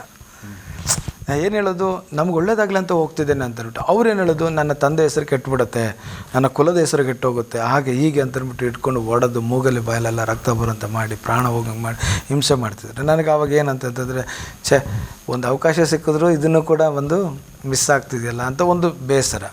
ಮತ್ತೇನು ಮಾಡೋದು ಅಂತಂದ್ಬಿಟ್ಟಿರ್ಬೇಕಾದ್ರೆ ನನ್ನ ತಾಯಿ ನನ್ನ ಕೊನೆಯಲ್ಲಿ ಹೇಳಿದ್ರು, ದಿನ ಯುದ್ಧ, ರಣರಂಗ ಇದೆಲ್ಲ ನನ್ನ ಕೈನಲ್ಲಿ ನೋಡೋಕ್ಕಾಗೋದಿಲ್ಲ, ನನಗೊಬ್ಬ ಮಗ ಇಲ್ಲ, ಸತ್ತೋಗ್ಬಿಟ್ಟು ಅಂತ ನಾನು ತಿಳ್ಕೊತೀನಿ, ಮನೆಗೆ ಬಿಟ್ಟು ಆಚೆ ಹೊಟ್ಟೋಗು. ಆ ಸ್ಥಿತಿಗೆ ಬಂದುಬಿಟ್ರು ನಮ್ಮ ತಾಯಿ. ನಮ್ಮ ಮನೆಯಲ್ಲೂ ನನಗೆ ಬಂದುಬಿಟ್ಟು ಆ ಥರ ಹೊಡಿಯೋರು, ಬಡಿಯೋರು, ಸಿಕ್ಕಾಪಟ್ಟೆ ಇದು ಮಾಡೋರು. ಈ ವಿಷಯದಲ್ಲಿ ನಾನು ದೇವ್ರನ್ನ ಬಿಟ್ಕೊಡೋಕ್ಕಾಗೋದಿಲ್ಲ. ನಾನು ಹೇಳಿದೆ, ನೀವು ನನ್ನನ್ನು ಸಾಯಿಸಿದ್ರು ಕೂಡ ನಾನು ಯೇಸು ಸ್ವಾಮಿಯನ್ನೇ ನಂಬ್ತೇನೆ. ನನಗವ್ರು ಇಷ್ಟ ಆಗಿಬಿಟ್ಟಿದ್ದಾರೆ, ನನಗವ್ರು ಬೇಕೇ ಬೇಕು. ನನಗವರು ತೋರಿಸಿದಂಥ ಸಮಾಧಾನ ಹೇಳ್ತಿದ್ದೆ, ನನಗೆ ತೋರಿಸಿದ್ರು, ಅವರು ಸಮಾಧಾನ ಕೊಟ್ಟು ತೋರಿಸಿದ್ರು. ಅವ್ರ ಬೆಳಕು ನನ್ನಲ್ಲಿ ಬಂತು, ನಾನು ಸಮಾಧಾನ ಹೊಂದ್ಕೊಂಡೆ. ನಿಜವಾಗೂ ನಾನು ಇದನ್ನು ಹೇಳ್ತಿದ್ದೇನೆ, ಈ ಸಮಾಧಾನ ನಿಮಗೂ ಸಿಗಲಿ ಅಂತ ನಾನು ಹೇಳ್ತಾ ಇದ್ದೇನೆ. ಹಾಗಾಗಿ ಅಲ್ಲಿ ಹೋಗಿ ನಾವು ಬೋಧನೆ ಕೇಳುವಾಗ ಅವರು ಯಾವುದೇ ರೀತಿಯಾದಂಥ ಒಂದು ತಪ್ಪು ಬೋಧನೆ ಮಾಡ್ತಿರಲಿಲ್ಲ. ಎಲ್ಲರಿಗೂ ದೇವರೊಬ್ಬನೇ ರಕ್ಷಣೆ ಮಾರ್ಗ, ಸುವಾರ್ತೆ ಎಲ್ಲ ಸಾರ್ತಿದ್ದಾರೆ. ಹಾಗಾಗಿ ನೀವೇನೇನೋ ಹೇಳ್ತಿದ್ದೀರಾ ಅಂತ ಹೇಳ್ಬಿಟ್ಟು ನಾನು ಮನೆಗೆ ಹೇಳಿದಾಗ ಮನೆ ಬಿಟ್ಟು ಓಡಿಸ್ಬಿಟ್ರು. ಮನೆಗೆ ಬರಬೇಡ ಅಂತ. ಆಗ ನಾನು ಒಂದು ಸಭಾಪಾಲಕರ ಹತ್ರ ಹೋಗಿ ಒಂದು ಸಹಾಯ ಪಡ್ಕೊಂಡು ಅವರ ಜೊತೆಯಲ್ಲಿ ನಾನು ಇರೋಂಥ ಸಂದರ್ಭ ಆಯಿತು. ಎಲೆಕ್ಟ್ರಿಷಿಯನ್ ಕೆಲಸ ಮಾಡಿಕೊಂಡು ಅಲ್ಲೇ ಇದ್ಕೊಂಡು ಅವರಿಗೆ ಸ್ವಲ್ಪ ವಾರಕ್ಕೆ ಒಂದು ಸಲ ನಾನು ಬರ್ತಕ್ಕಂಥ ಒಂದು ಪೇಮೆಂಟಲ್ಲಿ ಅವ್ರಿಗೆ ಸ್ವಲ್ಪ ಕೊಟ್ಕೊಂಡು ನಾನು ಅಲ್ಲಿ ಇರ್ತಕ್ಕಂಥವನಾಗಿದ್ದೆ. ಆವಾಗ ಯವನಸ್ಥರ ಕೂಟ ಬಂದು ನಡೆಯೋದು ಸೋಮವಾರ BL ಕ್ವಾರ್ಟರ್ಸಲ್ಲಿ. ಆವಾಗ ನನಗೆ ಯವನಸ್ಥರ ಕೂಟಕ್ಕೆ ಹೋಗ್ಬೇಕಂತ ಆಸೆ. ಹೋಗ್ತಿದ್ದೆ. ಅಲ್ಲಿ ಯವನಸ್ಥರ ಕೂಟದಲ್ಲಿ ಯೆಶಾಯ ಪ್ರವಾದನೆ ಪುಸ್ತಕದಲ್ಲಿ ಒಂದು ಸಂದೇಶನ ತೆಗೆದು ಆ ಸೇವಕರು ಮಾತಾಡೋರು. ಯೆಶಾಯ ಪ್ರವಾದನೆ ಪುಸ್ತಕ 6ನೇ ಅಧ್ಯಾಯದಲ್ಲಿ 8ನೇ ವಚನ, ಆಗ ಯಾವನನ್ನು ಕಳಿಸಲಿ, ಯಾವನು ನನಗೋಸ್ಕರ ಹೋಗುವನೆಂಬ ಕರ್ತನ ನುಡಿಯನ್ನು ಕೇಳಿ, ಇಗೋ ನಾನಿದ್ದೇನೆ, ನನ್ನನ್ನು ಕಳಿಸು ಅಂದೆನು ಅಂತಕ್ಕಂಥ ಈ ವಾಕ್ಯ. ಯವನಸ್ಥರ ಪ್ರಾರ್ಥನಾ ಕೂಟದಲ್ಲಿ ಈ ವಾಕ್ಯನ ಪ್ರಸಂಗ ಮಾಡೋರು, ಸೇವಕರು ಪ್ರಸಂಗ ಮಾಡೋರು. ಪ್ರಸಂಗ ಮಾಡಿಬಿಟ್ಟು ಹೇಳೋರು, ಯವನಸ್ಥರೇ, ನಿಮ್ಮ ಯವನ ಕಾಲನ ಯಾತಕ್ಕಾಗಿ ನೀವು ಬಂದು ವೆಚ್ಚ ಮಾಡ್ತಾಯಿದ್ದೀರಾ? ಸುವಾರ್ತೆಗೋಸ್ಕರ ನೀವು ಈ ಸಲ ನೀವು ಇದು ಮಾಡೋದಾದರೆ ಸುವಾರ್ತೆ ಸೇವೆ ಮಾಡಿ. ದೇವರಿಗೆ ಕೆಲಸದವ್ರು ಬೇಕಾಗಿದೆ, ಬೆಳೆ ಜಾಸ್ತಿ ಇದೆ, ಕೆಲಸದವ್ರು ಕಡಿಮೆ ಇದ್ದಾರೆ. ಹಾಗಾಗಿ ನಿಮ್ಮಲ್ಲಿ ಯಾರಾದರೂ ಬಂದು ಸುವಾರ್ತೆ ಸಾರೋದಕ್ಕೆ ಬರೋದಾದರೆ ದೇವರಿಗೆ ಸಹಾಯ ಆಗುತ್ತೆ, ಆತನ ರಾಜ್ಯ ಕಟ್ಟಲ್ಪಡುತ್ತೆ ಅಂತ ಅಂದ್ಬಿಟ್ಟು ಅವರು ಪ್ರೇರೇಪಣೆ ಮಾಡೋರು. ಆವಾಗ ನನ್ನ ಮನಸ್ಸಿನಲ್ಲಿ ವಾಕ್ಯ ಬಂದು ಮಾತಾಡೋದು, ನಾನು ಕೇಳಿಸ್ಕೊಂಡು ಬಂದು ಮಲಗುವಾಗ ಆ ವಾಕ್ಯ ಮಾತಾಡೋದು, ಯಾರು ನನಗೋಸ್ಕರ ಹೋಗ್ತಾರೆ, ಯಾರನ್ನು ನಾನು ಕಳಿಸಲಿ ಅಂತ. ಸರಿ, ಕೆಲಸ ಮಾತು ಪ್ರಸಂಗ ರಿಪೀಟ್ ಆಗ್ತಾಯಿತ್ತು. ಪ್ರಸಂಗ ರಿಪೀಟ್ ಆಗೋದು ನನ್ನ ಮನಸ್ಸಿನಲ್ಲಿ, ನನ್ನ ಆಲೋಚನೆ ರಿಪೀಟ್ ಆಗೋದು.